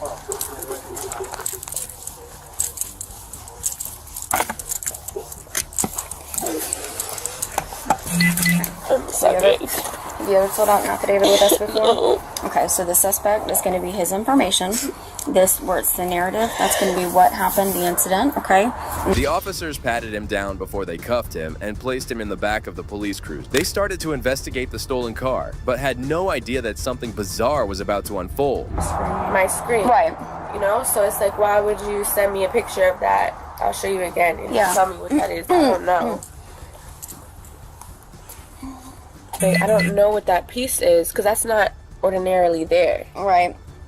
Does he have anything on the firearm, like any aftermarket? Like a silencer? Mm-hmm. That's what that is. We couldn't even tell, but more than likely it probably is a weapon. And he's like, I'm gonna bust your whole up. Like, I'm gonna bust your windows, I'm gonna bust your radio, whatever. He's like, I'm gonna bust your whole like, okay. By the time you get to your car, it's gonna be over with. And I'm like, okay. At this point, I want to be done with it. I don't even want to entertain it because he is known for playing games. So it's like, I need to show you, like, I'm not playing. Right. My car, that's that. Like how much I paid for my car? Yeah, or how much you think that it would value at right now. So, okay. Okay. They found it. Where is it? 1656 Hunt Club over here off MLK. Shortly after, Deputy Jesse Hernandez decided to do a secondary search on Marquis, and as he went near the police cruiser, something shocking happened.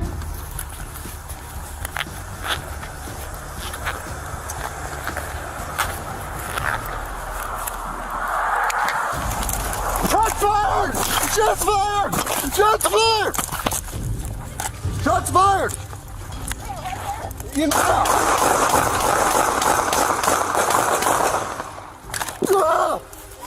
I'm hit! I'm hit! What? I'm hit! In the car! I shot through the car! Oh!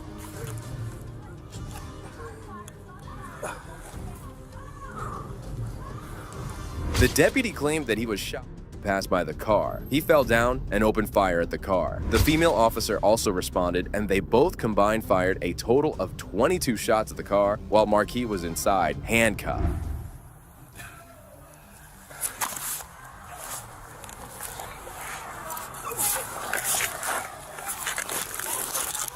I'm good. I feel weird, but I'm good.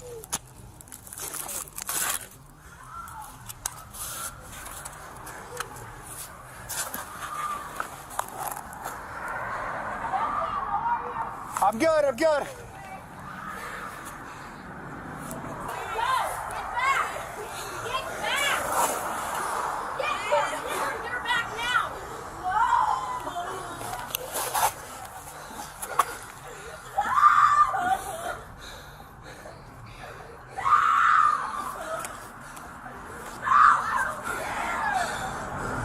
Soon, chaos emerged and multiple units arrived at the location with pointed at the car. They thought Marquis had shot him, but they completely forgot that he was handcuffed and was also searched beforehand. I'm not.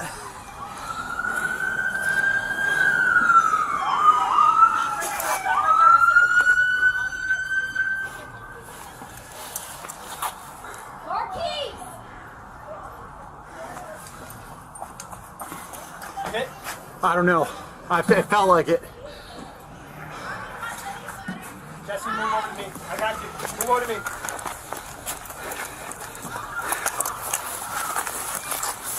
Jesse, come back. Mark vehicle right there. Dude, am I hit? Come on. Let's get further back. It was only later discovered that the deputy was never struck with a bullet. In fact, there was no gun fired. It was later discovered that an acorn hit the roof of the car, and the deputy mistook that sound as a gun being fired. Here's the distressing situation from the perspective of the female officer. What? Oh! Where? Right there?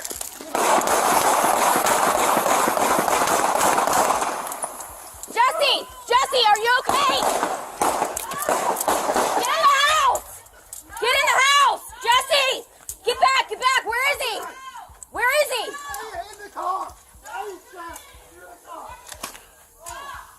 43, give me traffic. Shots fired. I got a deputy down.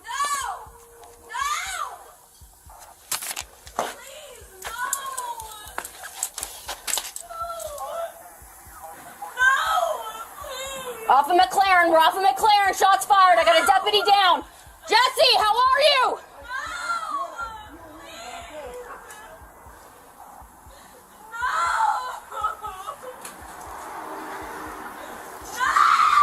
cops kept firing at the car where Marquis sat completely unarmed and helpless. His girlfriend was also terrified and kept pleading with the officer to stop, but to no avail. Okay, okay, okay. No! Get back! Get back! I'm not gonna tell you go! Get back! Get back! Get her! Get her and get her back now! No!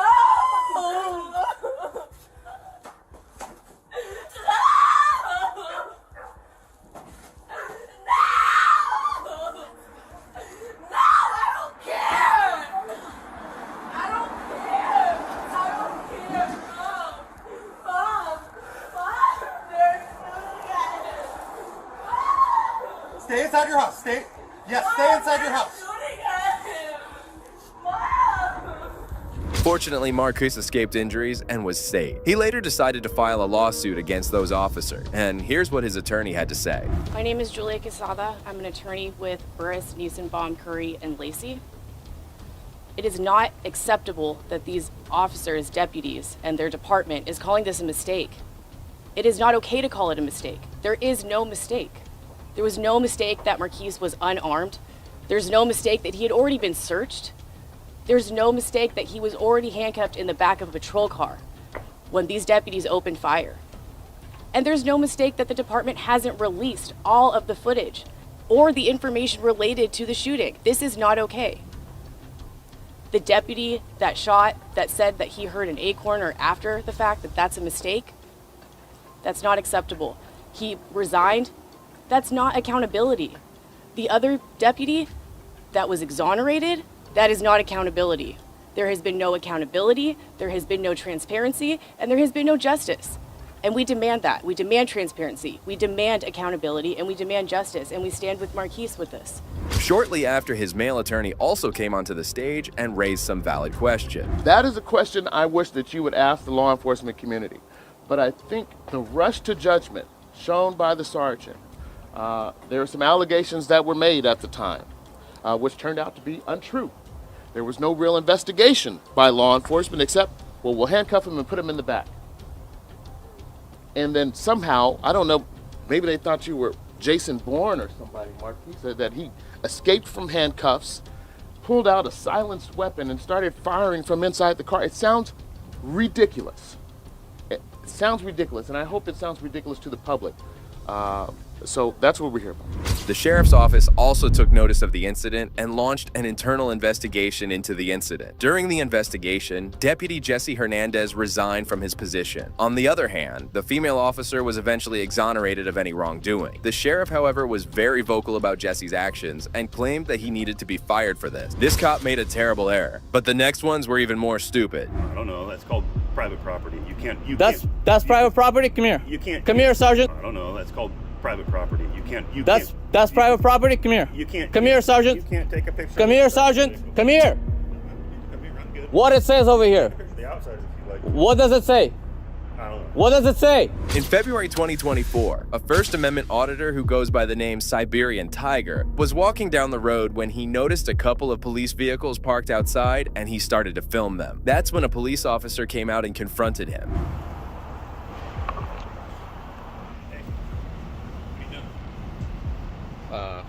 Who are you? Who are you? I don't know. What are you doing? You don't know who? Are you taking close-up pictures of the inside of the car? You can't do that, okay? Says who? Says me. Who are you? I don't know. Well then, Okay, you get can't lost. You cannot be taking pictures of the inside of these cars. Watch me.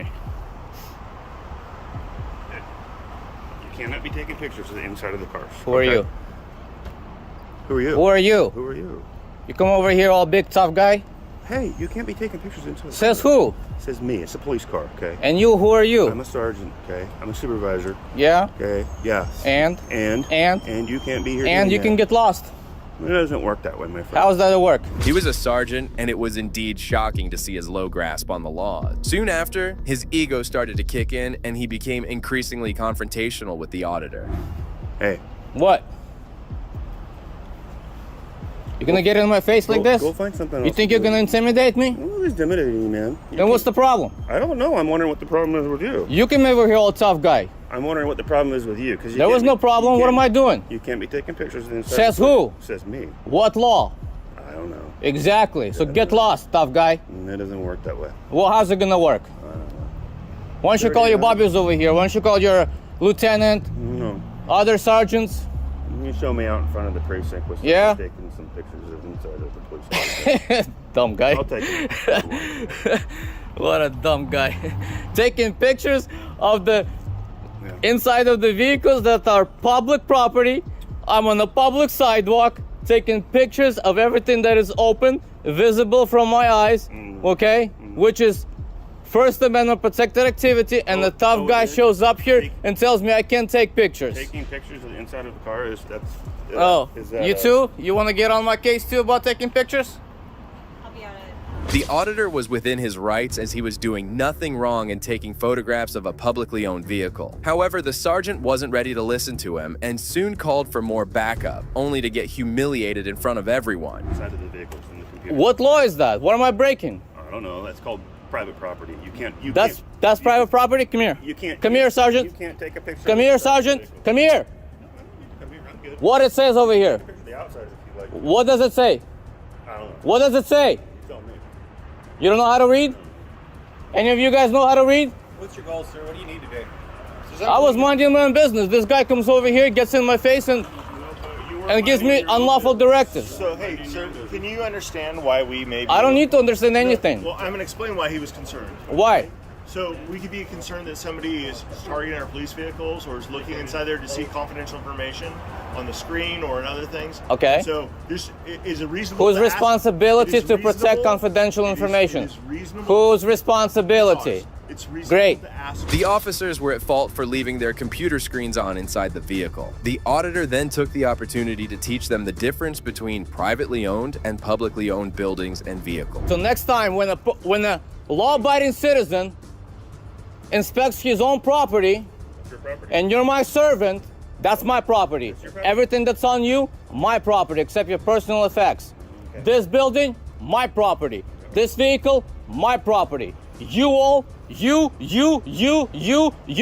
every one of you work for me. I tell you what to do, I tell you how to do it, I pay your wages. Is that right? That's right. And you answer to me. So when you get on my case, being a law-abiding citizen, quiet, I'm not talking to you. Okay. Quiet. When I'm a law-abiding citizen and you get in my face and you start threatening me and you call your bobbies out here, assuming that I'm a criminal because you intend to do something against me, guess what? What are you going to do? You're going to get a piece of my action. The cops soon realized that they were up against someone who had way more knowledge of the law than them. After everyone had tried their best, they eventually decided to retreat inside the building, leaving him alone, something they should have done quite earlier. Trying to create a scene to get police attention. Ask her. I was walking down. I was walking on a sidewalk. I was walking on a sidewalk very quietly on a YouTube channel. Whatever you think. So whatever your I goals don't care are, what you think. I want you to know very clearly, sir. That's right. You are taking up valuable resources that could be helping the city. Did I call you? Because we are focused Great. on you. Here's how you can end this. So I think that's important. This is how you can end this. What do you need? Go back to your job and mind your own damn business. You need to not point your camera inside of police vehicles and record information off of our computers. According to whom? Don't do it. According to whom? That's it. According to whom? Sir. What law is that? Okay. What law is that? Give me an ORS code that tells me that I am not lawfully allowed to look at anything that my eyes can see on a public sidewalk. Okay. What law is that? We are going to leave, and we understand that you are not going to point inside of cameras. Unless I'm breaking the law, computers. You can take your orders You stay and on go to hell property. with them. You stay out of a roadway. You understand? You stay out of the roadway. I'm protesting at this point, so I will stand wherever the hell I want. Have a good day, sir. Get lost. That's how you should have reacted in the first place. You come out here and you harass me, a law-abiding citizen, that's the reaction you're gonna get. Servants. The auditor taught these cops a lesson, but these next cops took things up a notch. Are you a supervisor? I was just explaining to Megan here that I'm an independent. You have every right to film. Yeah. As long as you don't film the X-ray screens, because that's all sensitive. Okay. And impede the operation, you're fine. Yeah. No, I'm just an independent journalist gathering content for a story. I think you're well within your rights. I think you know all of them. Okay. Yeah. Thank you, sir. And your name was? Brett? Kavanaugh. Brett. Wow, like the Supreme Court Justice. Brett Kavanaugh, the Supreme Court Justice. The officer was polite and friendly and had no problems with Sean filming inside the airport. However, suddenly State Trooper Lavoie came over and started to ask his ID. Good morning, how are you, sir? Trooper Lavoie with the State Police. How are you doing today? How you doing, Trooper? Good, I'm here to find out what your business here is at the airport today. Nothing, just gathering content for a story. I'm an independent journalist. Oh, great. Do you have your ID on you? I'm not going to provide you with my ID, Trooper. By a state trooper for your ID, you're going to have to provide this. Connecticut, sir, is not a stop and ID state, and unless you have reasonable, articulable suspicion, I've committed. I'm about to do that. I'm not here to get a legal advice from you. Yeah. I'm asking legally, an order from a state trooper to provide me your ID. You're causing alarm at the airport. Multiple people have come up to us asking what you're doing. There's a TSA supervisor who just told me I was well within my rights. Please? Sir, let's Put your hands behind your back, please. I'm going. Put your hands behind your back, please. Sir. The trooper took no time to get aggressive with the auditor, as he didn't seem interested in listening to him. He kept on escalating the situation, leaving Sean with no option. Close any alarm. I don't. Last answer. I don't have any. I'm not going to put any. I'm not. I don't even have any ID on me. That's going to be it. Okay. I can give you my name and date of birth if you'd like. Do you have your body camera on, sir? 581. One detained, refusing to provide ID. Is there anything on you that's going to harm me, poke, anything sharp? I don't consent to any searches. I didn't ask you that. Is there anything on you that's going to harm me? No, and I don't Knives, consent. needles, weapons? No. No? Where's your ID? I don't have one. No? What's this, sir? That's my car key. Sir, I'm an independent journalist working on gathering content for a story. Okay. I have not broken any laws. No one said that you did. You're not under arrest right now. You're being detained. But why are you detaining You're interfering with my investigation. Sir, you need to have reasonable, articulable suspicion. Trooper Lavoie had completely lost it as he proceeded to arrest the auditor without any reason. He then proceeded to search him, while Sean kept on trying to knock some sense into it. You need to stop trying to teach me Why legal. are you shaking? I'm not going to hurt you. You need to stop and listen to me. I'm trying to identify you because you're causing a disturbance at the airport. You refuse to provide me your ID. You're clearly doing this on purpose. I'm not. So we're going to go through the books by this. I'm gathering content for a story. I told everybody I'm an independent journalist. I get that. Now we're going to prove that, sir. There is no proof of that. The First Amendment grants me the right of What's your freedom of last press. name? I'm going to ask you a question, and then I'm going to ask you again. What's your last name? If I do not give you my name, sir, you're going to be placed under arrest and taken to be fingerprinted to identify you. Okay, my last name is Reyes. How do you spell that? R-E-Y-E-S. Yeah. As long as you say that, if you say you're going to put me under arrest, I will give you my name. That's what we would have to do to identify you. It's not what I want to do. You have no idea. I came over here just to identify you. John wasn't posing any threat to anyone, as he was just carrying out his constitutional right. But the trooper didn't seem to have any understanding of the law, as he kept on prolonging the illegal detainment. One word. Can I get your supervisor here, Lavoie? One. Under threat of arrest, I'm providing you that information. It's not a threat. It's me telling you what has to happen. Can I speak to your supervisor, Lavoie? Absolutely. Thank you. I appreciate that. Thank you. Sir, I don't want to, since I'm being detained, I gave you my name under threat of arrest. I'm not going to answer any more questions till your supervisor gets here, please. Not a problem. I'm going to invoke my fifth. Okay. Detaining me, I'm not going to answer any more questions. I'm going to invoke my Fifth Amendment right to remain silent because I want to speak to a supervisor, please, because you're making a big mistake here, Trooper. I'm telling you, you are. Unfortunately, sir, you made the mistake by not identifying yourself. Sean kept pleading his innocence to the corrupt trooper, but it wasn't changing anything. Both of them kept going back and forth with each other, while he was still handcuffed inside the airport. Mr. Reyes. Yes. There was no need for you to be handcuffed. You made it this way. You put yourself can you in this take the situation. handcuffs off of Absolutely me? not. Not until my backup arrives. But why are you shaking? I'm not a threat I'm not to you, shaking. sir. I'm not a threat You're detained right now. You're my responsibility. If you fall over, I'm not a threat you're to my you. responsibility. You're saying that, but I don't know that. I don't know that you're not a threat to anything here at the airport. Sir, the way the world works, you can't handcuff people because you don't know if they're a threat or not, sir. That's dangerous that you're acting like this, really. Just because you're an officer doesn't mean give you the right to. You're trying to provoke this, but it's not going to work. Sir, how am I trying to provoke it? I'm trying to instruct you and educate you. That's not your job. Sir, are you a supervisor, sir? I am not. Can I get a supervisor here? My rights are being violated. We're working on that. Why are they being violated? Because I'm in cuffs and I haven't broken any laws, sir. -1 negative. Sir, there is, as you know, An unlawful detainment. This is you know what that's gonna happen, right? Are you trying to scare me? I'm just saying. Are you trying to intimidate me? I'm trying to tell you that this is unlawful, sir. I've been nothing but cordial with you since you came up to me. Absolutely, except you interfered with my investigation and failed to provide your ID. Trooper Lavoie was just not willing to listen to anything Sean had to say, as he was anxiously waiting for a supervisor to arrive. The crime... Can you articulate I to me did a not crime? say that there was a crime committed, sir. I tried to identify you to make sure that there was no issue here, and you refused to do that. If I were you, then you would not put your hands behind your back. If I were you, I would invoke your own right to remain silent, sir, because you're just digging yourself deeper in the hole. You just said there's no crime. Come on, man. Not at this point, there isn't. There was never. Okay. You, see, the problem is you think you're above the law, and you think you're above. Absolutely you think not. you're above a citizen.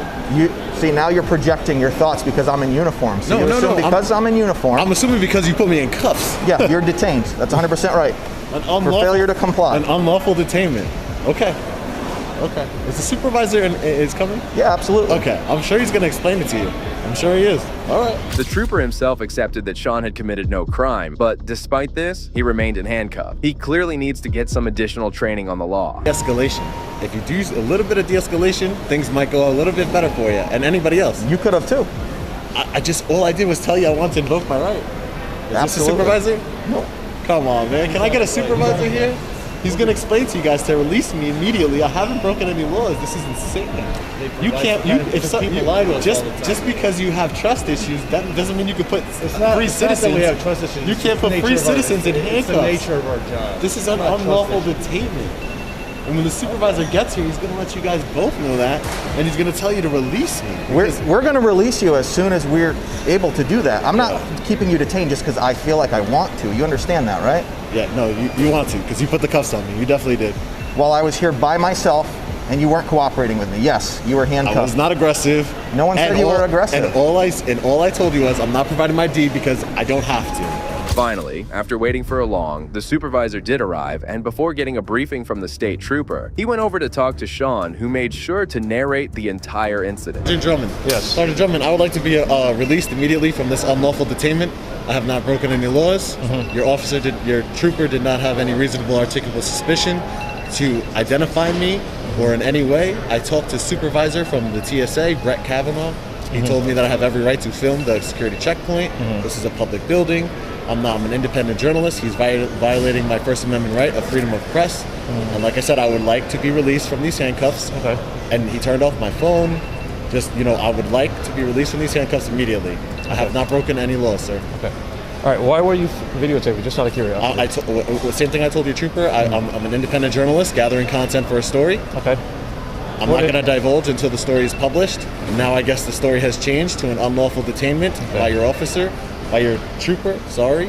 And like I said, the longer I'm in here, the longer you guys are violating my rights. So I would, as a supervisor, I would advise you to do the right thing here, sir, and have me undetained. Okay. Because I have not broken any laws. The supervisor had much greater knowledge of the law compared to the trooper, and he made sure to release Sean immediately. You are obligated legally to provide it. I know that you do not, that you need reasonable articulable suspicion. All right, turn on. Okay, go ahead. I'm sorry. You need reasonable articulable suspicion, and I think I would like to file a formal complaint against this trooper. Okay. And I'll be writing a statement to your internal affairs, but I'd like to file a complaint with you as a supervisor. Well, I will advise that. Could you do that for me? Could you advise him that that's not the law? That's dangerous. No. Actually, he had a reason to question you. You chose not to cooperate with him. You became the subject of an investigation. So I do not have to provide my ID unless he articulates a crime. Okay. I'm going near my Oh, okay. Yeah. Be careful, man. Come on. What's wrong with you? Come on, man. This is all on calls for. I don't know. I'll be talking to professional standards since your sergeants don't want him to do anything. You need to learn the law. Don't point him. Listen, we're done talking. We're done. Get your stuff. Let's go. Yeah. Let's go, sir. Not even a simple one for afterwards? Huh? Not even a simple No, just let him go. Simple infraction for what? I didn't break the law. All right, let's go. Well, the supervisor did release him from the handcuffs, but didn't say anything to the trooper. Sean really believed that he had been hard done. Therefore, he went over to the Connecticut State Police headquarters to file a complaint against him. The worst was yet to come for Sean as he was confronted by Sergeant Brian Fahey. Thank you, sir. How you doing, Sergeant? You're videotaping me? Yes, I am. Okay. I don't want to talk to you then. If you want to videotape me, then if you want to talk to me like a man, we can chat. But what about you guys wear body cameras here? What's the difference? I don't have a body camera. I understand that. Can I get your name, Sergeant? Yeah, Brian Fahey. Brian Fahey. Yep. So there's a serious civil rights violation going on here. So as I was explaining to the other trooper, I'm a journalist, independent journalist, working on a story. Okay. And I was gathering content for that story at the Bradley Airport. TSA became concerned about me filming. Okay. A supervisor came over. The first person who was concerned called the supervisor. Supervisor said, "You have every right to film. It's not an issue. I know your rights. You know your rights. Continue what you're doing."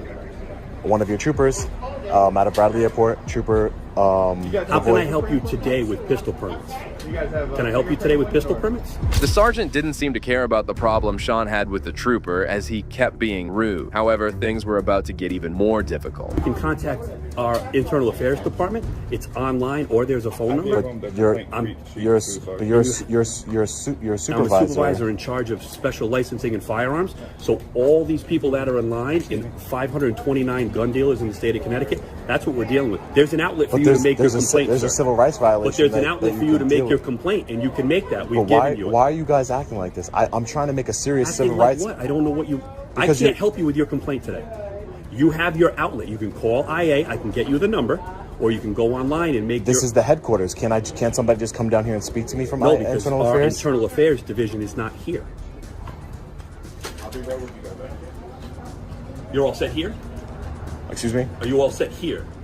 Well, yeah. There's nothing else. Obviously, you can help me out with at this point. So you're all set. So you're going to go to IA right now, correct? Yeah, I'll be there. All right. I'm going to be going. Okay. Sergeant Fahey had a problem with the auditor videotaping him, and within moments, he did something shocking. I'm going to be going. Okay.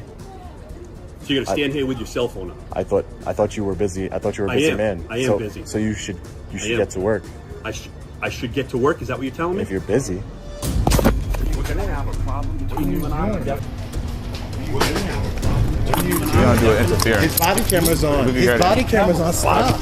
He has his body camera on. I don't care. Stop, I don't man. care. Step back. Right? Step back. This is private property. I'm not doing anything. You're not going to I will get videotape off. me and I'll have get an off of attitude it. with me. I'll get But off I'm going of to it. tell you Where's what your right phone? now, I'll dude. get off of it. I'm not Stop. the one. All right. Okay? I gave you the information trying you to make a needed, complaint, that's it. and I gave you your outlet. Right? I'm You were going. giving your outlet. I said I no, was you wanted to going. stand there and hold your cell phone in my face. I Is wasn't what in you your wanted face. to do. Yes, I you wasn't do. in your Take your face. cell phone and go and make your complaint. Okay.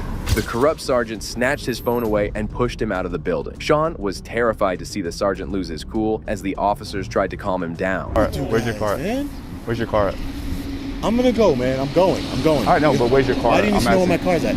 You were about to arrest me, man, for real? I had Is your body camera on? Yeah, my body camera is on, buddy. I'm Trooper Costello, 1139. Costello? Yep. Wow. Listen, with the situation You were that gonna you're arrest me for real? We're gonna detain you of what the situation was going on, man. I'm leaving. Conversation's over. Go ahead. Thank you.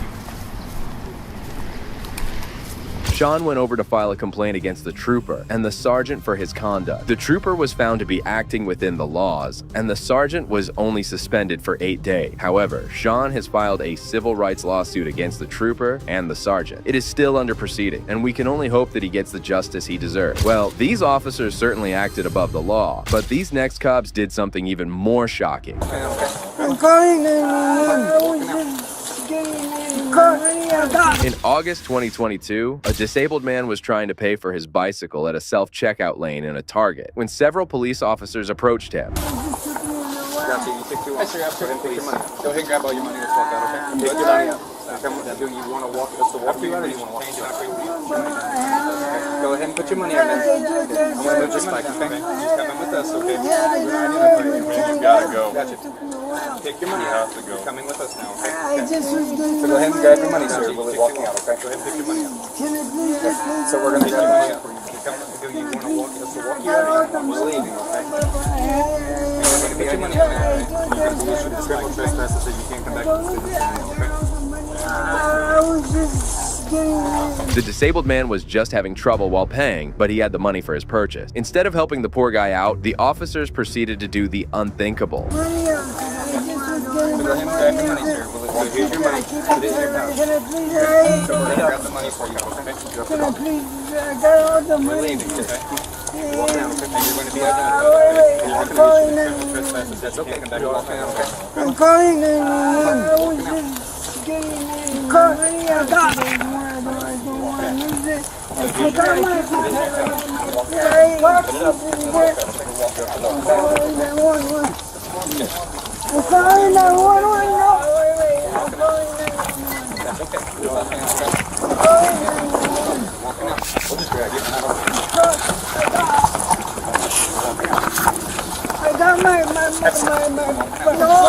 The officers, led by Officer Kenneth Skeens, proceeded to use force against the disabled man. He was soon forced out of the store, and the officers started to question him. We're not playing with you, man. Sit down. I'm trying to get in with this. I ain't hitting anyone. You're insulting me. Alright, you got an idea on you, man? I'm not giving you any idea. You don't identify yourself as your arrest, okay? That's what this is going to be. No, you're not police. Yes, we are. I put another security. Sit. Don't try to get in this, okay? I ain't hitting anyone. You're insulting me. Alright, you got an idea on you, man? I'm not giving you any idea. If you don't identify yourself, you're under arrest, okay? Which is it going to be? You're not police. Yes, we are. Yes, we're out here. No, you're not. You're security. No. You got your pen and pad? Yeah, I do. Okay. So what's your name, man? The poor guy was still thinking that these officers were security guards at the store. At this point, he started dialing 911, hoping that the cops would come and save him. However, he had no idea that he was about to be taken in by the same officers. You're refusing to identify yourself, correct?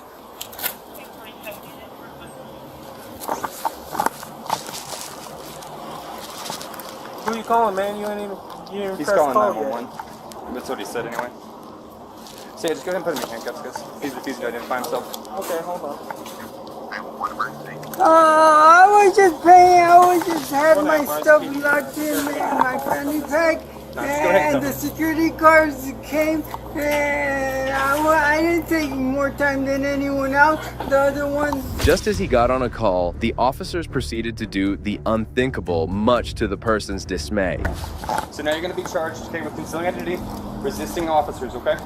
No, And you're going to be trespassed, so you can never come back here again, okay? Stand up. No, that's not right. I was just paying my things. And I didn't know you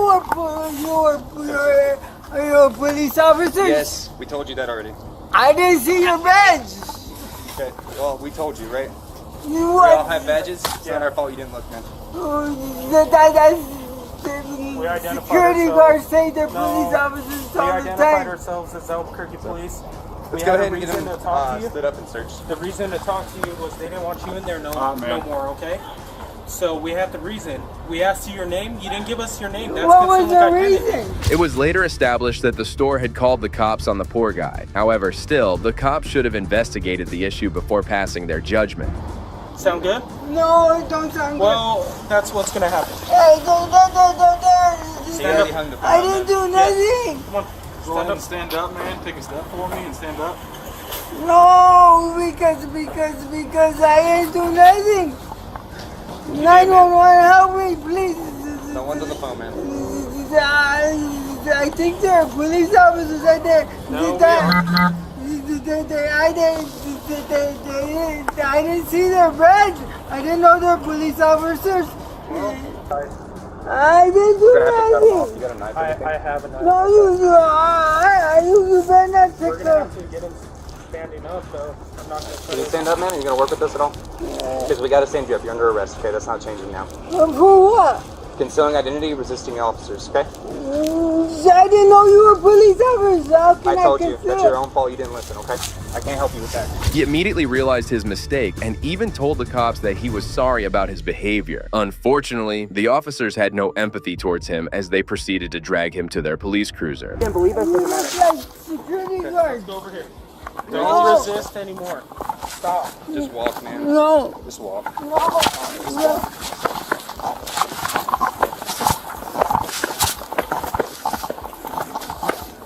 Alright, we gotta search you, okay? You got anything on you that's gonna poke us, cut us, or hurt us? Yeah, I got a couple of knives. You got a couple of knives on you? Yeah. Any needles? You pulled me out! You without even identifying you. That's then you we can't separate right now. Reference the subject's highway 39. Later you said you were a police officer. Don't make movements, man. That's all I'm gonna type. Yeah, get those bags off you, man, okay? I can take them off. I'm the only one that can take them off. The officer's demeanor at this point was sickening, as none of them tried to understand the situation. Shortly after, they started to search him. Separate your feet. So, let me ask you this. You know we're cops now, right? Do you want to identify yourself? Yeah. Hang on 1 second. Do you have an ID anywhere? Where's your ID at? Yes.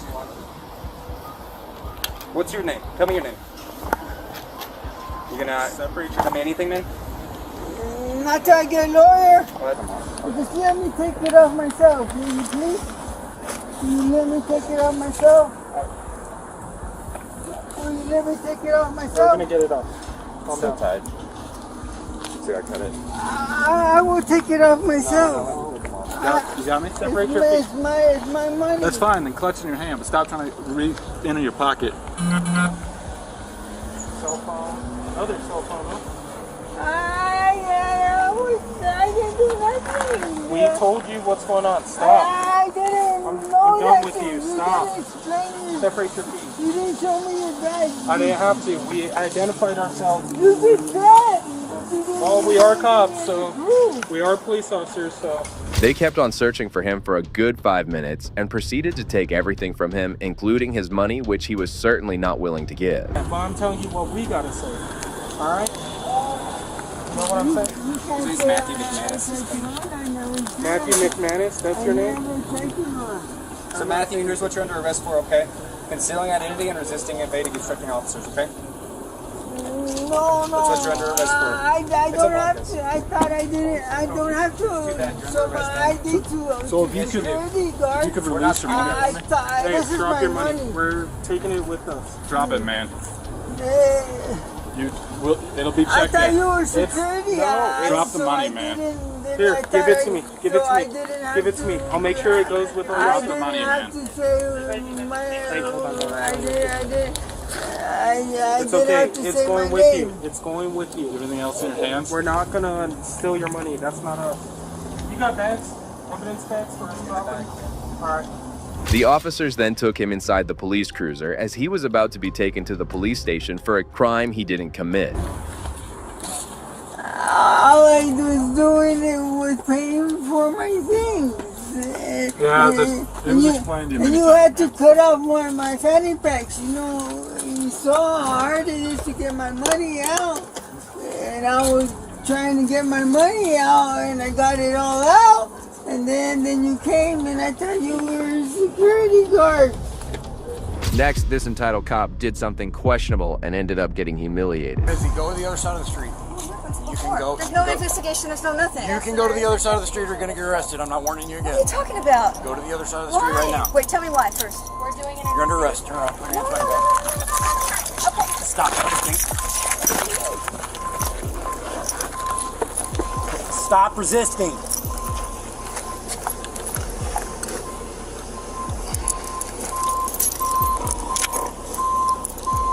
She's bleeding.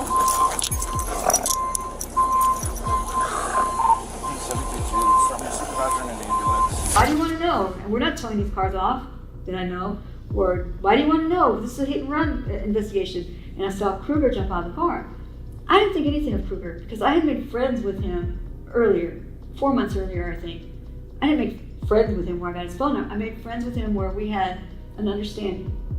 So I said, hey Kruger, how are you? I didn't think anything of it. So I just really didn't even pay attention to him at all, which I should have, but I didn't, because I didn't think he was a threat. And I think he said, forget about it. I've asked you too many times or whatever. You're under arrest. And I was like, oh, I didn't want to go to jail that night. That's why I said, no, because I thought she was going to answer me. I thought he entered the group, but it just didn't work out the way I thought it was going to work out. I don't know how I felt. I'll have to look. But that's how that happened. That's how I interacted with him. I had no idea he was going to do that to me. If I knew he was that dangerous, I would have listened to him. You know, I would have jumped and ran across the street, but I didn't feel like I had to because I didn't feel like I was doing anything wrong. That's why I didn't jump.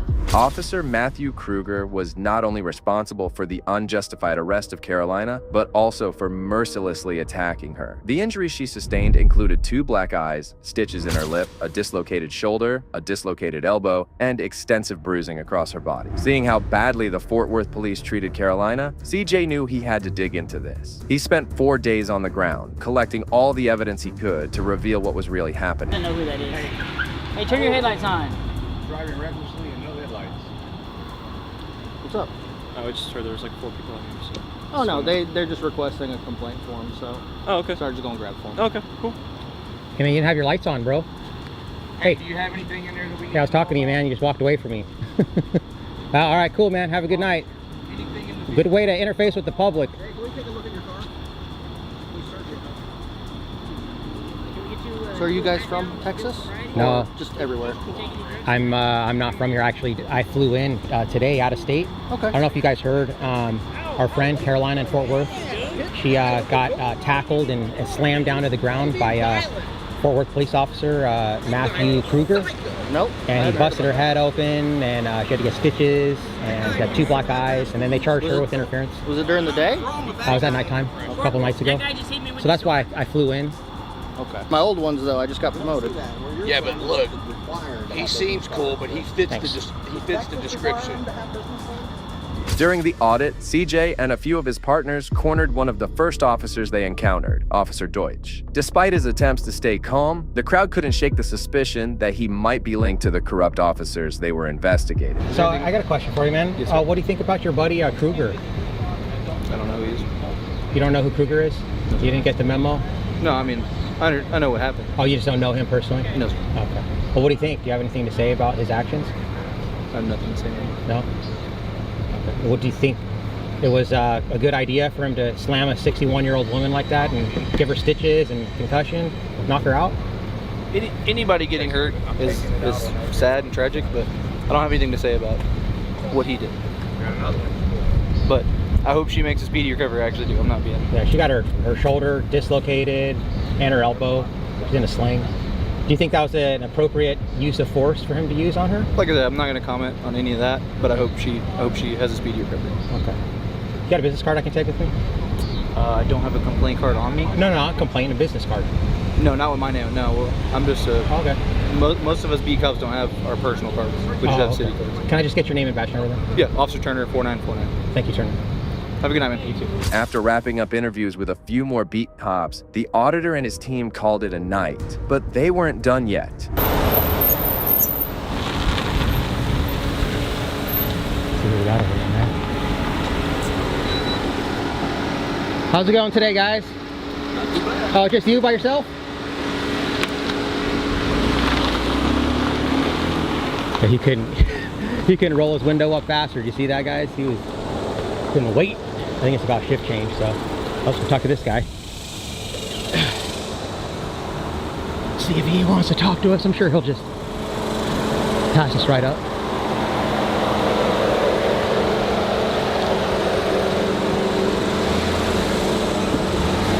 Despite the Fort Worth police station being closed, CJ hung around the parking lot, hoping to catch a glimpse of Officer Kruger, but to no avail. Huh? He's Bill? Yeah, can I talk to an officer? You guys were closed. I came to the lobby to see if I talked to someone, and I didn't know you guys closed so early. I don't know. Let me park my car. Okay, cool.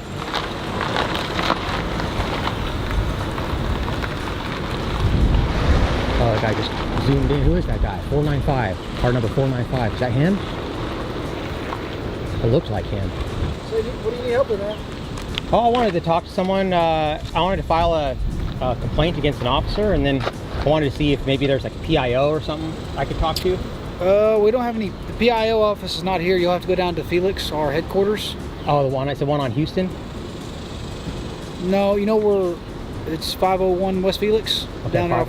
Yeah, 501 West Felix. Yeah, okay. That's where internal affairs is if you want to file a complaint on an officer. Okay. And that's where the PIO office is as well. This is neighbor policing officers and our director patrol unit, and then next door is who's that guy right there in the beard? I have no idea. You don't know him? Uh-uh. Okay. I think he's with, I don't know if he works as billing. Okay. And they actually charged her with all these charges, interference and resisting and all this stuff. He literally knocked her out. She was snoring. You could hear her snoring. Yeah. And then he was yelling, "Stop resisting," as she's knocked out on the concrete. I went to go check out the scene. There's a big pool of blood still there in the cement. It's pretty egregious, man. And you know, he's probably, I hope really that he gets charged with, you know, felony assault. When did it happen? She's a 61-year-old woman. Happened a few nights ago, Saturday night, I believe. Determined to get justice, CJ realized he needed to contact Internal Affairs to officially file a complaint against Officer Kruger. On his third day in Fort Worth, he headed to the Bob Bolin Public Safety Complex, driven by his resolve to hold the corrupt officers accountable. This is the facility where, it's like the headquarters. They got the chief of police in here, Internal Affairs, stuff like that. So we're gonna go in here and see if we can speak with the PIO and talk with Internal Affairs. Let's see how it goes in here. Who are you, sir? Oh, I'm just a member of the public. They just wanted to have some concerns. And so I actually flew in here from another state. And, Okay. should I come back then? He's in a meeting? I mean, I can let them know, but I mean, yeah, I don't know how long the meeting's gonna be, but I can let them know if I have a name. Okay, well, I don't want to give my name. Just want to remain anonymous. Okay. So he's in a meeting. Can I get his name at least? Yeah. Okay, 1 second. Okay. Make sure who's on call. All right. After discovering that the public information officer, Brad Perez, was out at the time, CJ requested to speak with someone from Internal Affairs. How you doing? Hey, Hi, I'm Sergeant Hernandez. Hernandez, Yes, sir. okay. And you? Sergeant Rutledge. Rutledge? Rutledge. Rutledge, okay. Yes, sir. Yeah, actually, I came by. I wanted to file a complaint. I was going to speak with the PIO too, but I wanted to file a formal complaint on Officer Matthew Kruger. Okay. I'm sure you probably know about the incident I'm speaking. We do. Do you mind if we sit? Yeah, I'd love to sit. I'll just give you, I guess, my point of view of what I saw. Yeah. Share your thoughts. So there was a woman who was doing cop watching in public. If a woman, you know, she's 5'2", 120 pounds, I don't think reasonable force would even just start punching her and lay her out, right? I could probably restrain her, do something that's get out of the situation without going to that level. And I think that's what he could have done. But either way, I don't even think the rest was lawful. I mean, I don't know if you guys are also aware of Turner versus Driver. Yeah, so that was actually created here in Fort Worth, which states that we have a lawful right to record police officers in the course of their duties. And again, we can't interfere with an investigation. Clearly, if there's tape or you guys are clearly doing an investigation, I understand that. But like I said, there wasn't any investigation going on. I think he just didn't like her, he didn't want her there. He's actually the same officer who pulled a gun on Manuel Mata for jaywalking. And you know, Manuel Mata's been arrested like several times for just recording police on the sidewalk. So yes, so what I can share with you thus far is that our department is obviously very aware of this information. The entire command staff is aware, the entire city is aware, the nation's aware, we're all aware. Okay? There are several investigations going on with this. Everything from criminal to administrative and anything in between as well. So they're very aware of it, but it's going to be very in-depth and very thorough, obviously as anybody would want it to be. Right now, that is the only information that our office, Internal Affairs, can personally release right now. Maybe you can get some more when you get a chance to meet with that public information officer. I don't know their schedule, but it sounds like you're already on top of it, so I don't want to even begin to muddy that one.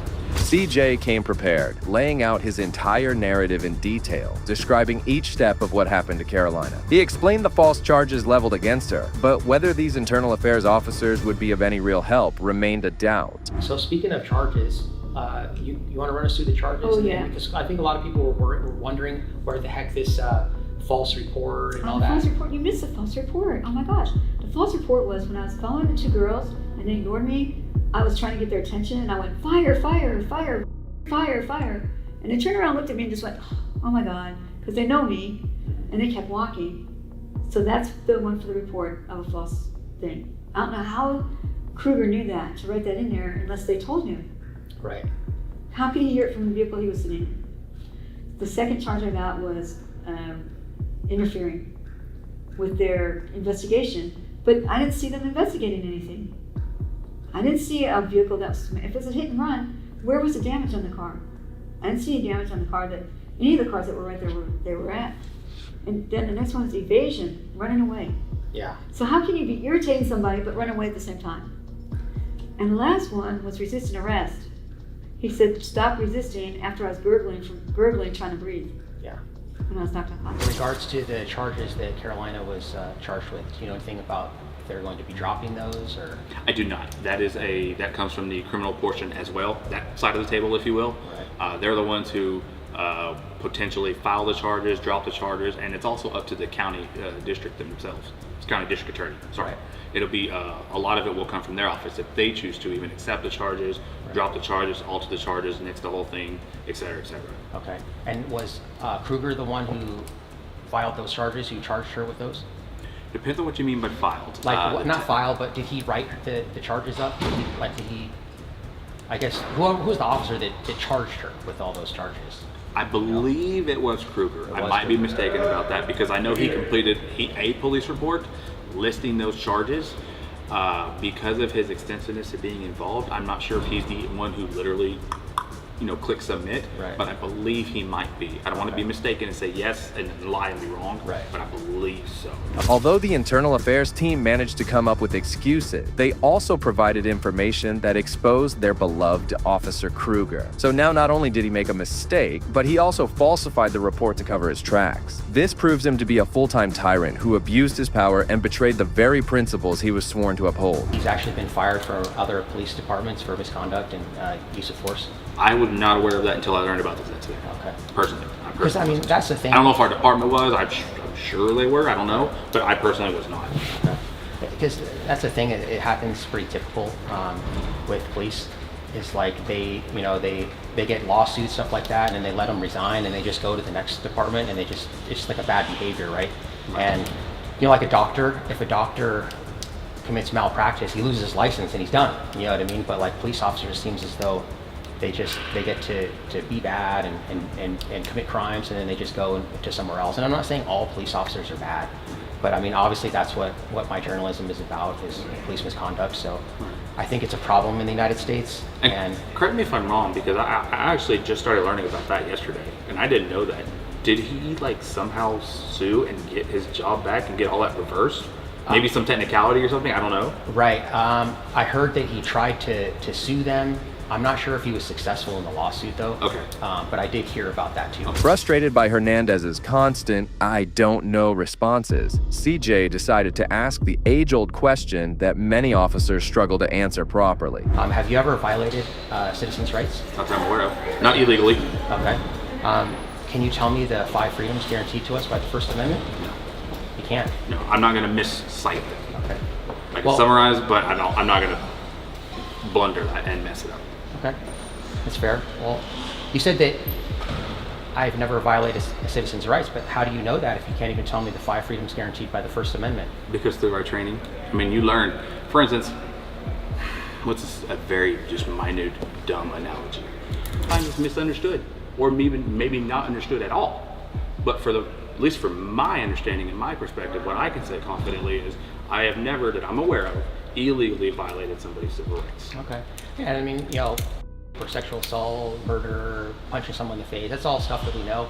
But see, the Bill of Rights, the first 10 amendments, First Amendment specifically, it protects stuff that not everyone is aware of that it's illegal, right? So a lot of times people think, that it's illegal to take someone's picture in a public space, right? And you need my permission, I can sign a waiver, stuff like that. Very misinformed, you're right. So that's what I'm saying. I mean, clearly we all understand that. Any reasonable person would know that those types of things are illegal, but that's what I'm saying. I just want you guys to be educated on this stuff. I actually have something for you. Yeah. I'd love to give it to you. It's a pocket constitution. Here, I'll give one to you too. Thanks, sir. And you make these? I implore you. No, I didn't. I got them. My friend gave it to me. But I implore you to check that out and just at least study it. At least the Bill of Rights. Especially the First Amendment. This is actually pretty cool. Yeah. It's shocking to see high-ranking sergeants in such crucial positions unable to quote the First Amendment of the Constitution. How could officers like these be trusted to uphold state laws and standards when they can't even grasp the basics of the Constitution? It's a glaring failure that undermines their credibility and the integrity of their roles. One of my leadership schools, when I first became a supervisor, is being comfortable with conflict. There's no doubt here we could call it conflict because it's a debate that's having to be had because of an issue. But we're not screaming at each other, and this is comfortable. This is how you build things. This is how you make change and move forward. when you have problems is the other scenario, like you were saying, when people are just calling and screaming at you and calling us ignorant and stupid and mess, and it's just, this is refreshing, legitimately. Like, this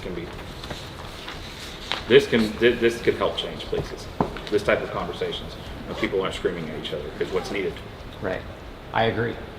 And I appreciate you guys' professionalism and actually sitting down here and willing to have a conversation with me. That means a lot. So, I'm glad. You know, and I don't, and the majority of us, we don't hate police. We just hate bad policing. And I think this might be the one where Kruger is out of. It's downtown one. So, Central Division. So let's go check it out, guys, see how it goes in here. Oh. How the heck do you get in here?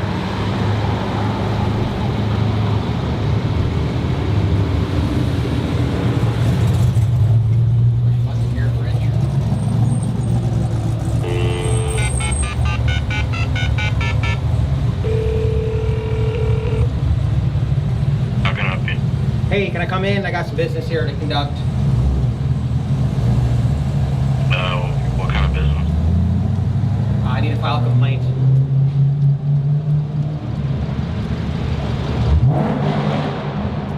File a complaint, you're gonna need to call internal affairs. Okay, I also need to speak to someone, a PIO. I got lots of business here, so. PIOs are out of Felix Street. Okay, so no one's allowed into the lobby here, or what's going on? 511 West Felix Street. Oh yeah, I was already there. Actually, just left there, but now I'm here because I want to talk to someone at this particular police department.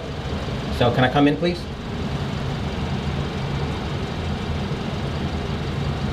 What, did you just hang up on me? Even when trying to visit the precinct where the unhinged Officer Kruger was stationed, CJ found the door locked. Over the intercom, he encountered a rude and unreceptive officer who not only dismissed his concerns, but also had the audacity to hang up on him. See the rudeness, guys? Ridiculous, man.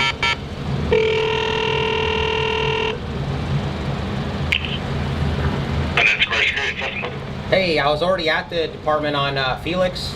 That's what they told me to go, but I have business here now. I'd like to speak with an officer in this particular police department. Can I be let in, please? Yes, sir. Do you have something on you? Yeah, but I'm not going to give you my number. I'd like to just come into the lobby if I could. I don't want to talk to you. You call the number on the door, and I'll put you in direct contact with the person inside. Oh, okay. You don't want to talk to me? Is that what you said? I don't need your number. Oh, okay, gotcha. Okay, I'll call them. Yeah, they'll put you in contact. Thank you. Thanks. All other calls, please leave a voicemail with your name and your number, and we will get back to you as soon as we can. Thank you, and have a good rest of your day. There's something else over here, man.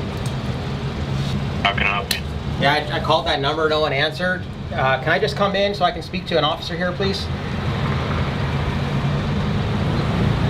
If you're looking for the PIO, like I said, it's going to be at 511. Yeah, I was already there. Despite knowing the situation in full detail, these dim-witted officers still couldn't grasp that a civilian wanted to enter a publicly accessible building, a building funded by taxpayer dollars. They already answered your question. What's your name? Oh, okay. Yeah, just hang up on me. See, they're only nice when they have to be, guys, like over there at the headquarters. But see, when you come over here where Kruger works, this is how they treat you. Please hold for an operator. Sorry, the operator is not available. If you would like to try an extension, you may do so now. Goodbye.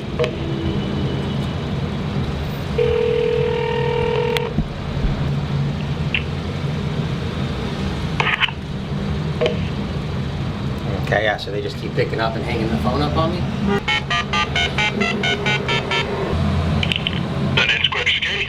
Yeah, I need to talk to that officer that keeps hanging the phone up on me, man. I'm just gonna keep bringing this until I get his name and badge number. I'm gonna be here all day. Yeah, he's not answering his desk phone, so. Okay, well, just tell me what his name and badge number is. That's all I need. I don't know. Okay, well, like I said, I'm just gonna keep bringing this for about an hour until I get bored, and then I'm gonna leave. So. These officers seemed to think that they were untouchable. Their dismissive attitude showed a serious lack of respect and accountability. Determined to get his point across, CJ told the security officers he could stay there all day, making life harder for everyone if he didn't get the respect he deserved. His frustration revealed just how out of touch these officers were with their duty to serve and treat people properly. It's me again, hang up. Let's try something new, guys. Let's see if I can just knock on this door then. So you can see there was a guy in there. It's probably the guy that was in there. But now he's left, so.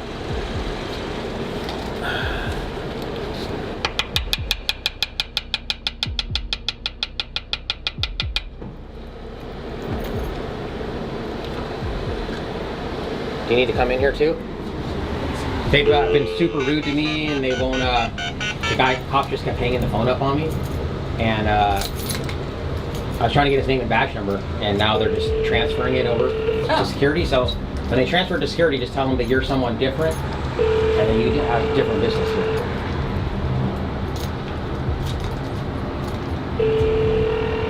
So it'll ring, and right now it's going into them, and then they transfer it to the security guard guy.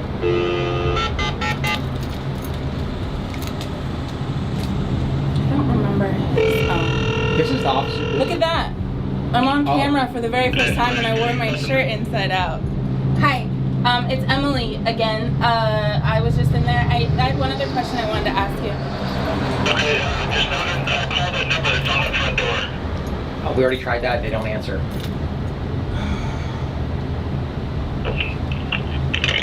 Oh, see, then he just hangs the phone up. You guys are actually literally denying other service now because you guys are just hanging the phone up and not talking to people. They actually have legitimate business. I have legitimate business too, but that's to the point where it's getting now where literally other people are getting denied service because you guys are acting like this. Business security, it rolled over again. Well, not you, but yeah, the police, that's what I'm saying. So be prepared for about another 50 calls. Hey, you call the emergency number on the door. I already tried that. No one's answering. You can't call 911. I can call 911? If it's an emergency. That's not an emergency though. So like there's not like anyone dying out here, but I mean you guys are literally, you know, breaking the law. Not you, but the police are breaking the law in there by denying me service, denying that lady that came in here for service because I'm out here. It's just ridiculous. This is why people come here, man. I traveled from another state to come here because this is how the Fort Worth Police Department acts. This is ridiculous. Yes, sir, I understand. Okay. Like I said, I'm gonna keep calling for about another hour or so. All right, bye. Despite the police incompetence becoming a genuine concern for other members of the public, this situation highlights the harsh reality of how poorly tax-paying citizens are treated. After learning from a new friend and subscriber that Kruger likely didn't work at that specific precinct, CJ had no choice but to try a different department in his quest for justice. Is this the department, or is this the substation that Officer Matthew Kruger works out of? I'm not sure which one he works out of, but is this something that I know I've heard of the situation going on or whatever, but did you contact the internal affairs and all them? Yeah, I already had a conversation with internal affairs and I left a message for the PIO. Is there a sergeant here that I could speak with or someone? I'm not sure there is anyone because they all stay out in the field. Okay. Let me see if I can find someone, but I'm not for sure. Thank you. I'm so sorry, they are not anybody available. Okay. They are out in the field and everything, but I know that it has been addressed, so you'll just have to talk to someone from internal affairs. Okay, so you're aware of the situation I'm talking about with Kruger then? I've heard people talking, but I don't know. I haven't even seen any of it, so I don't know. Oh, really? You should check it out. I've heard people talking about it. Yeah, you should check it out. It's all over YouTube. The video of the part's only 1 minute if you want to check out the live stream that she did. But anyways, can I get your name? It's Terry. Terry? What's your last name? McDonald. McDonald? McDonald, yeah. I'm a civilian employee. Oh, yeah, but you work here? Yes. Okay, yeah, so you're a public employee. Yes. Right, okay, well thanks Appreciate your help. All right, thank you so much. And like I said, just get with the internal affairs. They can probably give you more information I can. Right. Determined to find the right police station and track down Kruger, CJ made it his mission, driven by the injustice Carolina faced. He knew that if it could happen to her, it could happen to any one of us. And that is a very scary thought. I was wondering, is this the police station that Kruger works out of? Okay, sir, if you have any information, if you're wanting information, you either have to contact an internal affairs or the public information officer for this city, and I can give you that. Yeah, I already talked to, actually had a conversation with You know Kruger? Oh, you know Kruger? Oh yeah, I know a lot that you might want to know. You might, hey. Okay. You might want to talk to me. I'll talk to you in a minute here, man. I'm gonna go outside because Okay. she kicked me out of here because she's derogatory. I came in here because I filed a police report. One thing is I was in the hospital because I had a stroke. My medication came up missing. The police went over to take a report. They didn't write the report. I walk in here and she starts yelling at me, "Get out of here. The sergeant said he'd call you. He'd call you." But, brother, I got stuff that you would not believe. I've been trying to get a hold of somebody in the news. I'll be outside. Yeah, I'll go out there and talk to you in a minute here, man. outside. I got to file a complaint myself.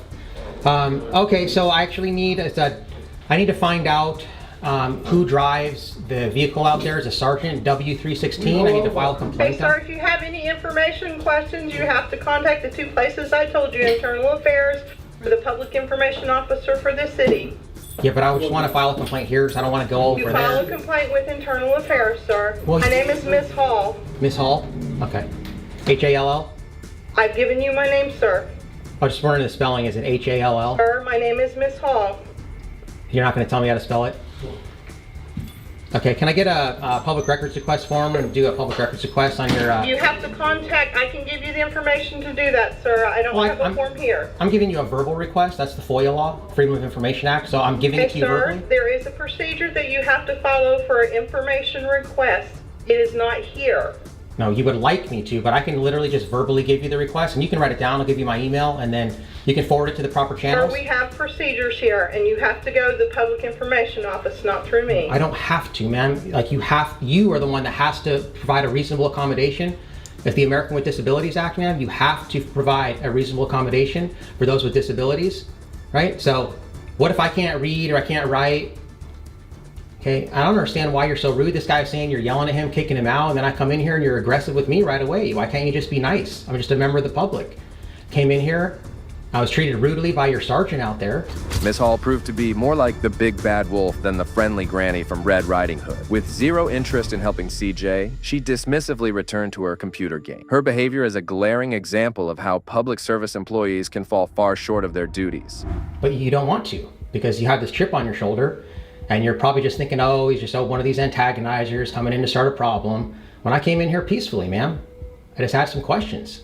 I don't understand what the big deal is, because I have a camera in here? Is that what it is, or what? You know, this is the reason why people come to Fort Worth. I'm not even from here. I actually took a plane ticket over here. I'm from out of state because of the way Fort Worth acts. See, if you guys would just act right and professional, we wouldn't come back here. But you're literally getting people all across the country to come here because of your attitude. Prime example right here. Smug, condescending, can't stand me. You can see the disdain and contempt in your face. Unwilling to help a member of the public because they have a camera, right? So, okay, I guess I'll go to internal affairs and I guess Ms. Hall, I'm gonna get your name, salary, date of hire. I'm gonna get as much information on you as I can. Find out actually who you are. File a complaint on you personally as well through internal affairs, I guess. That you don't want to do your job and be nice to a member of the public, man. You want a business card so you can know who I am? No, sir, I'm not interested in your business. You'd be fired, right? And if the management did nothing about it, they just go out of business because it's the private sector and there's competition. See, that's what happens when government has a monopoly on the use of force in a specific geographic area, is we have rude public employees like you and that sergeant out there who get to just treat people like crap and they get away with it, man. Disgrace. It seemed that no matter which station CJ went to, he either encountered dreadful employees like Witch Hall or found that there was barely any officer available to help him. His attempts to get answers or conduct business were consistently met with frustration and dead end. All right, do better, man. You're the reason why I'm coming back here, man. Why I literally traveled across the country to come over here because the officers like you. That's how bad Fort Worth is. All you guys got to do is do a good job like Hernandez did when he came down here and was nice and respectful. And if everyone acted like that, we wouldn't be here. Well, that brings us to the end of this video. Today, we saw cases where corrupt cops were caught in the act. It's always satisfying to see these tyrants being humbled by their bosses and the public, receiving the stern warnings they deserve. If you agree with me, please consider showing your support by liking this video, and also make sure to subscribe to stay informed about future cases like these. Also, if you enjoyed this video, check out the next video here.